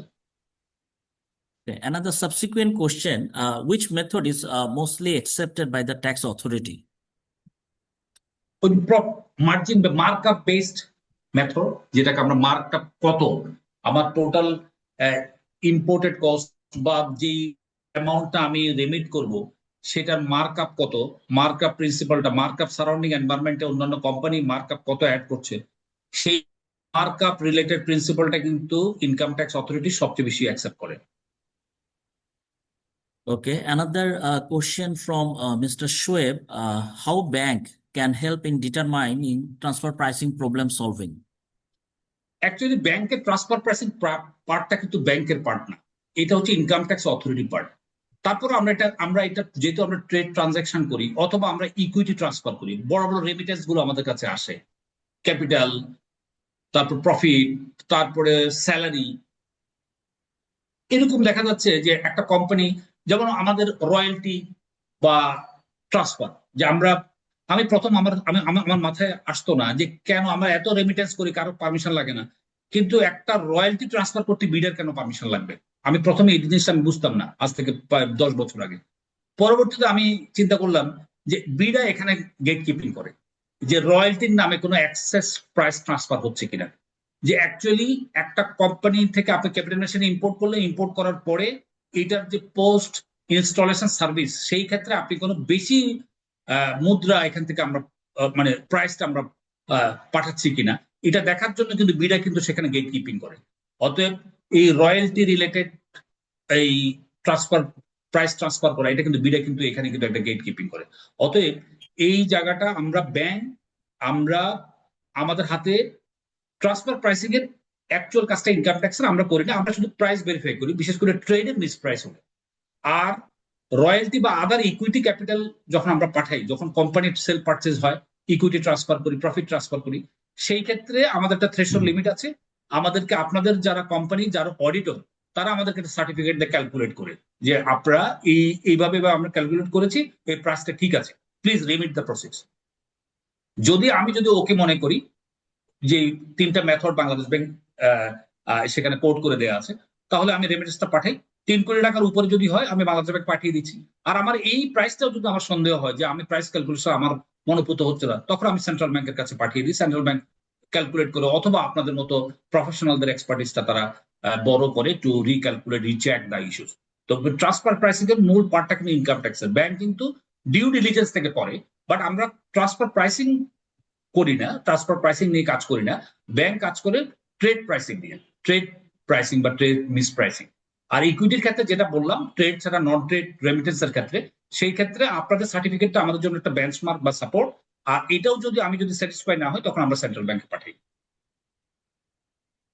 Okay, thank you. We got one comments, not actually question, from one of our member, Russell Borua. He said that, dear paper presenter, garment industry example on the garments, CM reduction is relevant only for the companies who are working with some middleman company in between. Also, if there are any first sale arrangement, therefore CM reduction is not due to the transfer pricing mechanism. Rather, the price is real and it is mostly driven by the market dynamics and the purchasing power of the customer and the competition. This is his comments from Russell Borua. না, উনি উনি উনি আমি একটু add করি, যেটা উনি বলতে Yes, চাচ্ছে, আমি please. যেটা বুঝলাম সেটা হচ্ছে যে ডাইরেক্টলি যদি বাংলাদেশে কোনো ম্যানুফ্যাকচারার বায়ারের সাথে যদি কমিউনিকেট করে, মাঝখানে যদি কোনো মিডলম্যান না থাকে বা বাইং হাউস না থাকে বা মিডল ট্রেডিং পয়েন্ট না থাকে, সেই ক্ষেত্রে অ্যাকচুয়াল সিএমটা কিন্তু বাংলাদেশের ম্যানুফ্যাকচারার কিন্তু বেশি পায়। কারণ মিডলম্যান থাকলে একটা পার্ট এখানে ডিডাক্টেড হয়ে যায়, তাদের খরচ, তাদের মার্জিন, তাদের মার্কআপটা। তো এই ক্ষেত্রে ডাইরেক্টলি যদি আমরা যদি ম্যানুফ্যাকচারার বায়ারের সাথে যদি কোনো ধরনের কমিউনিকেশন হয়, সেই ক্ষেত্রে উনি এটাকে এটা ট্রান্সফার প্রাইসিং, ঠিক আছে, প্রাইসিং হওয়ার সম্ভাবনা কম। আর ওনার সাথে আমি কিছুটা একমত। একটু জাস্ট ক্লারিফাই করলাম এই কারণে, কারণ এটা ট্রান্সফার প্রাইসিং, একটা প্রাইস যেটা আমার আসার কথা সরাসরি এখানে বাংলাদেশে কিন্তু প্রাইসটা আসতেছে, in that sense it is transfer pricing. But এটা যদি কোনো ম্যানিপুলেটেড হতো বা বাংলাদেশের বাইরে কোনো একটা পয়েন্টে বাইং হাউস থাকতো, তাহলে সেখানে কিন্তু তারা কিন্তু একটা মার্জিন, বড় ধরনের একটা মার্জিন রেখে দিত। আমাদের দেশে সিএমআর তো কম, তাহলে এইখানে এই যে ট্রান্সফার অ্যাকচুয়াল প্রাইসটা মিসপ্রাইস হয়ে কিন্তু হংকং বা সিঙ্গাপুরে বা বায়ার এবং সেলারের মধ্যে কোনো একটা পয়েন্টে থেকে যাচ্ছে। Okay, another question from Dr. Mohammad Munirujjaman. What are the consequences of transfer pricing? Tax authority, Bangladesh Bank, customs, Dudok, like that. Okay. Transfer pricing এর কনসিকুয়েন্স, ট্রান্সফার প্রাইসিং তো অ্যালাউড, কোনো অসুবিধা নেই। ট্রান্সফার মিস প্রাইসিংটা অ্যালাউড। ট্রান্সফার মিস প্রাইসিংটা নিয়ে আমাদের Actually he's talking about mispricing, transfer mispricing. Yes. Right.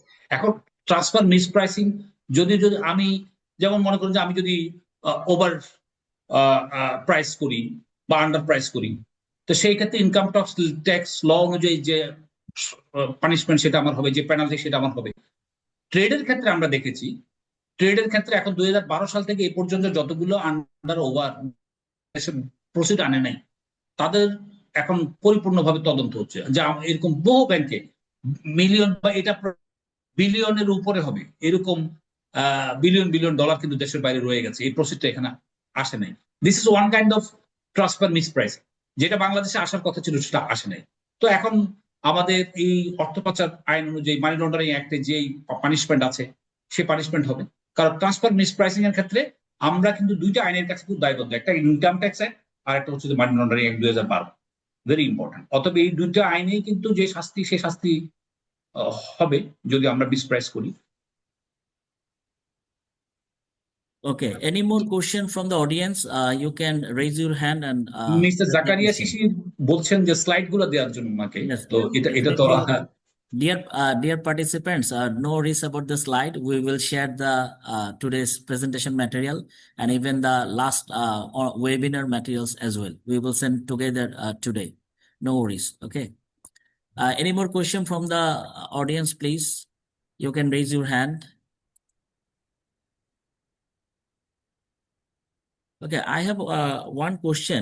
Is there any competitive advantage or disadvantage in case of transfer pricing from the perspective of Bangladesh in compared to the other countries? মানে বাংলাদেশে আমরা কি কোনো transfer pricing এ কোনো additional benefit বা আমরা problem face করছি কিনা আদার কান্ট্রির সাথে কম্পেয়ার? আমাদের দেখেন, আমার কাছে বিশেষ অনেকটা গোস্টলি মনে হয় যে আমরা এত চেক করার পরেও হুট করে একদিন পেপারে আসছে বাংলাদেশ থেকে $70 বিলিয়ন এই ব্যবসার নামে পাচার হয়ে গেল। তখন আমরা চিন্তা করি কি আমরা তো এত কাজ করি, আমরা প্রাইসটাকে এত স্ট্রিক্টলি ভেরিফাই করি, তারপর এটা হয় কিভাবে? হ্যাঁ, হচ্ছে না যে তা না, হয়েছে। না হলে আমাদের দেশের বড় বড় কোম্পানিগুলো বিদেশে ফান্ড কিভাবে নিয়ে গেল? এটা ট্রেডের মাধ্যমে হয় না যে তা না, হয়। ব্যাংকের মাধ্যমে যে হয় না তা না, বাট এইটা ফাইন্ড আউট করা আমাদের জন্য খুব টাফ। এই জন্য আমি মনে করি আমাদের ডিজিটাল ট্রেড, পেপারলেস ট্রেড, অথবা আমরা ক্রস বর্ডার ট্রেডের ক্ষেত্রে মেশিন লার্নিং যদি আমরা এটাকে এআই বেসড করতে পারি, বা মেশিন রিলেটেড বা সফটওয়্যার বেসড করতে পারি, বা ডিজিটাল করতে পারি, তাহলে আমাদের জন্য খুব বেশি ইজিয়ার হবে। তো অতএব এটা বাংলাদেশের জন্য একটা চ্যালেঞ্জ। আমরা এই বাংলাদেশ ব্যাংকের একটা শুরুতে বলেছিল একটা গেট পয়েন্ট আছে যে $3 মিলিয়ন উপরে হলে বাংলাদেশ ব্যাংকে রিপোর্ট করতে হয় এলসি খোলার আগে, ইম্পোর্ট করার আগে। তখন আমি একদিন বাংলাদেশ ব্যাংকে জিজ্ঞেস করলাম যে রেসপেক্টিভ অফিসারকে, আপনি দেখেন এই যে আপনারা যে গেট কিপিং করেন $3 মিলিয়ন উপরে এক্সপোর্ট করা বা ইম্পোর্ট করা, এটা বাংলাদেশ ব্যাংকের দেওয়া, আপনারা চেক করে কি কোনোটা আটকাতে পারছেন? না। তো তাহলে $3 মিলিয়ন উপরে যদি চেক করে যদি আটকানো না যায়, তাহলে আমরা এই গেট কিপিংটা রেখে কি দরকার, কি লাভ? তো এটা একটা বড় চ্যালেঞ্জ। এটার আসলে এই আমরা প্রপারলি আমাদেরকে বলছে ভেরিফাই করো প্রাইসটাকে অ্যাকচুয়াল কিনা সেটা বলো, বাট এটা কোনো টুলস নাই, কোনো মেকানিজম নাই, কোনো সোর্স নাই, কোনো সোর্সকে ইন্ডিকেট করা হয় না যে এই সোর্সটা তোমার জন্য স্ট্যান্ডার্ড, এই স্ট্যান্ডার্ড সোর্স থেকে তুমি এই কাজটা করতে পারবা। বাট এরকম কোনো ইন্ডিকেশন আমাদের কাছে নাই, এরকম কোনো সোর্স আমাদের কাছে নাই। So it is a very very tough job on the part of the banker to handle this kind of remittance in the name of trade or non-trade transaction as well. Okay, any more question from the audience? You can raise your hand. Any question from the audience? Okay, I have another question. Is there any variation sector-wise in transfer pricing, sector to sector? Do you have any experience? এটা আমার কাছে এই প্রশ্নের জবাবটা আমাকে একটু, বিশেষ করে আমি যদি ট্রেড সেক্টরে কাজ করি, আমার জন্য ক্যাপিটাল মেশিনারির ক্ষেত্রে ভেরিয়েশনটা বেশি। Okay. কারণ ক্যাপিটাল মেশিনারির প্রাইস ভেরিফাই করা খুব টাফ, খুবই টাফ। কারণ এটা আমার আমার আমরা যারা ব্যাংকার বা আমরা যারা প্রফেশনাল, আমরা কিন্তু এই টেকনিক্যাল পার্টটা, ম্যানুফ্যাকচারিং পার্টের সাথে আমরা জড়িত না। তো আমরা যখন কোনো ধরনের প্রশ্ন করি মেশিনারি ইম্পোর্টের ক্ষেত্রে, তখন আমাদেরকে এমন ভাবে রিপ্লাই দেওয়া হয়, আমরা আসলে কোনোভাবে আর এটার ভেতরে ঢুকার ওই এক্সপার্টিস আমাদের ভেতরে নাই। অতএব আপনি যে সেক্টরটার কথা জানলেন, ট্রেডের ক্ষেত্রে ক্যাপিটাল মেশিনারিটা খুবই ইম্পর্টেন্ট। এইটাতে আমরা কিন্তু প্রাইস ভেরিফাই করে অ্যাকচুয়াল প্রাইসটা পাওয়া আমাদের জন্য খুব টাফ হয়ে যায়। আর নন ট্রেড সেক্টরে আমরা এই যে কোম্পানি সেল প্রসিড অথবা প্রফিট ট্রান্সফার, এই জায়গাটা আমাদের জন্য একটা একটা গ্রে এরিয়া। বিশেষ করে আমরা যারা ব্যাংকার, আমরা হয়তো আপনাদের মতো অত এক্সপার্ট না যে to find that accounting holes. তো এই জন্য এই জায়গাটা আমাদের জন্য খুব মানে টাফ হয়ে যায়, বিশেষ করে ইপিজেড এর কোম্পানির ক্ষেত্রে, এক্সপোর্ট প্রসেসিং জোনে যারা আছে তাদের ক্ষেত্রে। Okay, I'm requesting again, if there is any question from the audience, you can raise your hand, even you can unmute and ask the question. Okay, if আমি কি খুব তাড়াতাড়ি শেষ করে ফেলেছি? না না, আমাদের অলরেডি টাইম ছিল আপ টু 5 PM, সো এখন 4:56. সো আমি 1 ঘন্টার মধ্যে চেষ্টা করেছি সবগুলো পার্ট একটু একটু কভার করতে। এটা একটা জটিল ইস্যু, এবং কি একটা মানে it may take 1 hour long session, এবং I feel very comfortable when I stand face to face. অনলাইনে অনেকগুলো জিনিস, কিন্তু তারপরে আপনাদের attention very nice. I feel very happy when I come to ICMA platform. Okay, one member A1859 raise his hand, please. Unmute and question, please. আসসালামু আলাইকুম, thank you আমাকে সুযোগ দেওয়ার জন্য। তো আমার প্রশ্ন ছিল, আপনাকে একজন আপনি যে প্রেজেন্টার সে বললো যে 3 মিলিয়ন আমাদের রেঞ্জটা ফিক্স করা আছে। এখন যদি এমন হয় যে এটা কি পার ট্রানজেকশন 3 মিলিয়ন, এখন কেউ যদি এই একটা ট্রানজেকশন, বড় ট্রানজেকশনকে কয়েকটা ভাগে ভাগ করে 3 মিলিয়নের নিচে নিয়ে আসে, সেক্ষেত্রে কিভাবে এই জিনিসটা আটকানো হয় বা আটকানো যায়? আরেক হলো যে যদি আপনি বললেন যে চেক করা যায় না যে কোম্পানিগুলা ক্যাপিটাল যে ইকুইপমেন্ট গুলা পাঠাচ্ছে সেগুলা প্রাইস, সেক্ষেত্রে কি সিমিলার কোনো কোম্পানির সিমিলার মেশিনারিজ এর প্রাইস কিরকম হবে সেটা কি আমরা চেক করতে পারি কিনা? ফর এক্সাম্পল আমি যদি বলি স্যামসাং ফোনের কথা, স্যামসাং কোম্পানি আবার নোকিয়া কোম্পানি আছে। এখন Nokia company similar product Samsung বানাচ্ছে, তো সেক্ষেত্রে কি অন্য কোম্পানির ক্ষেত্রে আমরা এইভাবে চেক করতে পারি কিনা যে ওই কোম্পানি কত প্রাইস দিচ্ছে এই সিমিলার টাইপের প্রোডাক্টের ক্ষেত্রে? আর আরেকটা জিনিস, যে যদি আপনি বলছেন যে আমরা পারি না, সেক্ষেত্রে মানে পরবর্তীতে করণীয়টা কি হয়, মানে মানে লাস্টে গিয়ে কি হয়? আপনারা বললেন যে আমরা পারছি না বা আপনারা পারলেন না, সেক্ষেত্রে কি তারা যারা এই ইলিগাল কাজ করে বা মিসপ্রাইজিং কাজ করে সেক্ষেত্রে তাদের আটকানো কি যাচ্ছে না, নাকি কোনোভাবে আর কোনো অথরিটি নাই এটা আটকানোর জন্য, ওকে বা আপনারা কোনো প্রস্তাব দিয়েছেন কিনা? ওকে ফাইন, আমি আপনার শেষের প্রশ্ন থেকে উত্তর দিই। প্রথম কথা যে আমি পারছি না কথাটা বলি নাই, পারছি বলেই তো এই চ্যালেঞ্জ গুলা ফেস করছি বা ডিউ ডিলিজেন্স অ্যাপ্লাই করে আমরা কিন্তু পারতে হচ্ছে। কিন্তু এই পার্টটা কিন্তু ঠিকভাবে হয়েছে কিনা, এই পার্টটা যদি আপনি আমাকে এক কথা উত্তর দিতে বলেন, এটার জন্য আপনাকে অপেক্ষা করতে হবে। যেমন 2012 ট্রানজাকশন, এখন কিন্তু এটা বাংলাদেশ ব্যাংক কোশ্চেন করছে, রেগুলেটর দুদক কোশ্চেন করছে। 2012 সালে ট্রানজাকশন হয়েছে, 2014 সালে ট্রানজাকশন হয়েছে। তৎকালীন সময় যারা ট্রানজাকশন করেছে they are okay at that point of time, but why it is after 15 years এগুলো রেজ করে। তো বিষয়টা এই কারণে আমি বলেছি যে এই বিষয়টা কিন্তু পেন্ডিং থেকে যায়। এটা খুব আপেক্ষিক যে আমি একটা প্রাইস, কারণ আমার কোনো সোর্স নাই, কোন সোর্স থেকে আমাকে কোনো স্ট্যান্ডার্ড দেওয়া হয় না যে এটা কোনো ওয়ান ক্লিকে, এটা যদি এটা নিউমেরিক এক্সপ্রেশন যদি 3 হয় তাহলে তুই you can remit or not. তাহলে এরকম কোনো মেকানিজম নাই বলে আমি আমার ডিউ ডিলিজেন্সটা অ্যাপ্লাই করে, অথবা এনহ্যান্স ডিউ ডিলিজেন্স যেটা শুরু আছে শেষ নাই, সেটা দিয়ে আমি কাজ করে আমি এগিয়ে যাই। এখন আপনি আমাকে যদি বলেন যে ইউর কাজ ইজ ওকে, আমি বলবো যে ওকে, বাট তাহলে আমার পরবর্তী কোশ্চেন আসবে 2012 ট্রানজাকশন কেন 2026 এসে আবার চাচ্ছে? যে এই জায়গাটায় আমাদের যারা আমরা কাজ করছি আমাদের জন্য ভয়ের জায়গাটা এই জায়গাটা। হ্যাঁ, এটা হয়তো লাখে একটা হতে পারে, কিন্তু লাখে একটা দিয়েও তো আমার পুরো ক্যারিয়ার শেষ করে দিতে পারে। আপনার 2 নাম্বার কোশ্চেনটা কি ছিল? Reza, you next question, unmute করতে হবে। Yes please. কোশ্চেনটা ছিল যে যদি আমি সিমিলার কোম্পানির মেশিনারিজ এর প্রাইস, এটা এক কথা উত্তর দিয়ে আমরা এটাই করি। আমরা যখন প্রাইস ভেরিফাই করি তখন আমরা দেখি, যেমন আমি স্যামসাং মোবাইল ইম্পোর্ট করব, সেই ক্ষেত্রে আমার প্রাইস কত দিচ্ছে সেটা আমি স্যামসাং মোবাইলের অন্য যারা ইম্পোর্ট করেছে তাদের মার্কেট প্রাইসটা আমি নেই, অথবা আমার নিজেরই একটা ডাটাবেস ডেভেলপ করা আছে।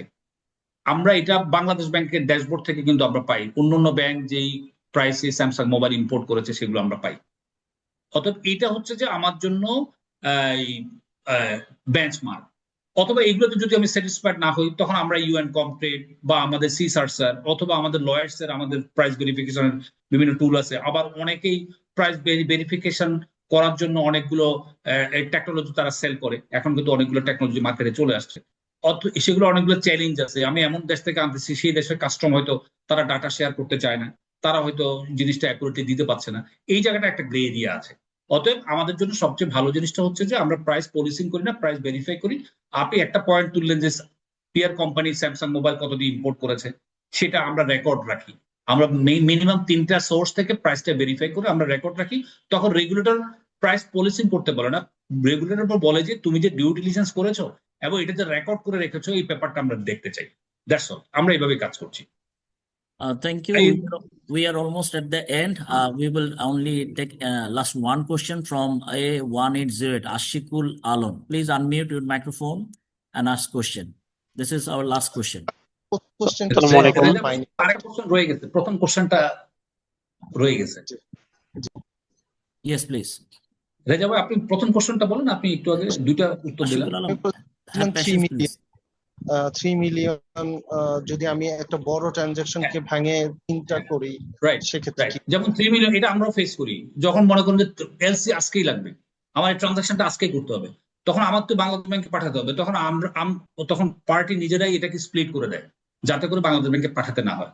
তবে ইন্টারন্যাশনাল স্ট্যান্ডার্ড বা ইন্টারন্যাশনাল রেগুলেটররা বলেছে যদি আপনি মনে করেন ছোট ছোট অ্যামাউন্ট, কিন্তু সেম জিনিস সেম ইম্পোর্টার যদি ইম্পোর্ট করে, আবার সেটা যদি $3 মিলিয়ন উপরে হয়, তাহলে সেখানে কিন্তু আপনি $3 মিলিয়ন জন্য যে ডিউ ডিলিজেন্স পার্ট করে 10টা মিলে 3 মিলিয়ন হলে সেম ডিউ ডিলিজেন্স কিন্তু আপনি অ্যাপ্লাই করবেন, কারণ এগুলাকে ট্রেডের ভাষায় বলে স্ট্রাকচারিং, মানি লন্ডারিং এর ভাষায় স্ট্রাকচারিং। যদি স্ট্রাকচারিং ইজ এ মানে পানিশেবল মানে ক্রাইম, অতএব এরকম স্ট্রাকচারিং করলেও কিন্তু আমার $3 মিলিয়ন জন্য যে due diligence same due diligence এখানে অ্যাপ্লাই করতে হবে। এরকম স্ট্রাকচারিংটা আমরা কিন্তু ব্যাংকিং রুলসে বা মানি লন্ডারিং রুলসে বা ফাইন্যান্সিয়াল ক্রাইম রুলসে কিন্তু অ্যালাউ করে না। Thank you. Thank you. Now, Ashikul Alam, please unmute your microphone and ask question. Last question. আসসালামু আলাইকুম। আচ্ছা, আমার কোশ্চেনটা একটু বেসিক একটু কনফিউশন ছিল। সেটা হচ্ছে যে আমরা নর্মালি ইম্পোর্ট স্টেজে জানি যে কাস্টম সেটা প্রপারলি অ্যাসেস করে সেই অ্যাসেসেবল ভ্যালুর উপরে ট্যাক্স, ভ্যাট, যা ডিউটি সবকিছু কালেক্ট করে নেয়। তো এই ইম্পোর্ট স্টেজে আমার কাস্টমসে একবার অ্যাসেস হওয়ার পরে সেই অ্যাসেসেবল ভ্যালুটাতে তারা সবকিছুই একবার চেক করতেছে। এখানে ফার্দার ট্রান্সফার প্রাইসিং এর ইফেক্টটা আবার কিভাবে আসে একটু কনফিউজ আছি, যদি ব্রিফলি ডিসক্রাইব করা পসিবল হয়। আচ্ছা, কাস্টম অ্যাকচুয়ালি প্রাইস ভেরিফাই করা আমাদের কাস্টম অ্যাক্টে আছে, কাস্টম প্রাইস ভেরিফাই করবে। কিন্তু আমাদের এখানে কাস্টমস যে জিনিসটা করে, ওনারা ডিউটির ক্যালকুলেশন, ডিউটি পাওয়ার, ডিউটি আদায় করার কনটেক্সট থেকে প্রাইসটাকে কিন্তু বেঞ্চমার্ক ধরে। তো এই জন্য কোনো একটা দ্রব্য বা কোনো একটা পণ্য যখন বাংলাদেশে আন্ডার ইনভয়েস হয়ে আসে, আপনি কাস্টম অথরিটির কাছে সেটা কম দাম হোক, কিন্তু আমাকে তুমি ডিউটি দিবা কিন্তু আমার এই রেটে, যেটার উপরে আমি, তারা ইন্টারন্যাশনাল স্ট্যান্ডার্ড অনুযায়ী একটা রেট ফিক্স আপ করে রেখেছে, স্ট্যান্ডার্ড করে রেখেছে, সেটার উপরে তারা ডিউটিটা ক্যালকুলেট করে তারা নিয়ে যায়।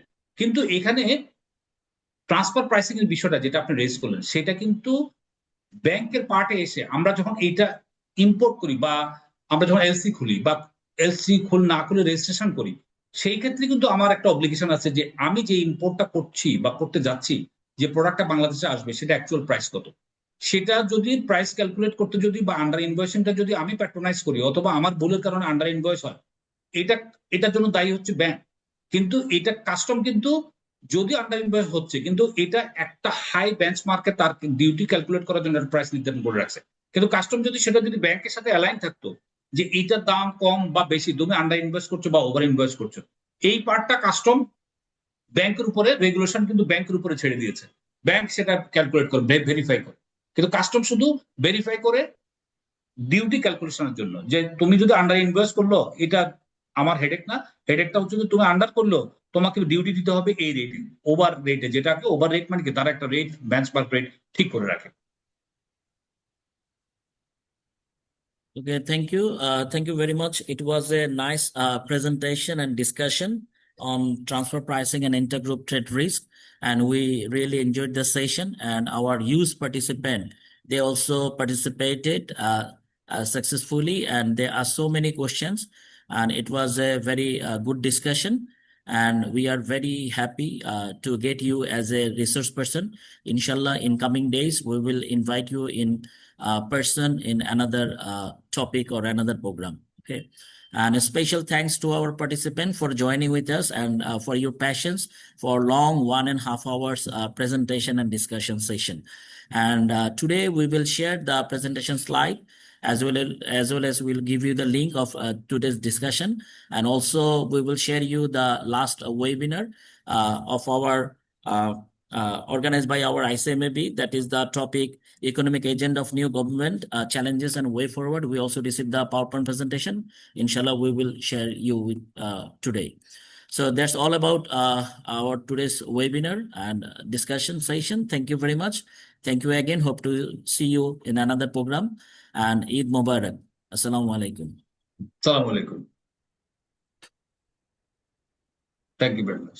Thank you. Thank you very much.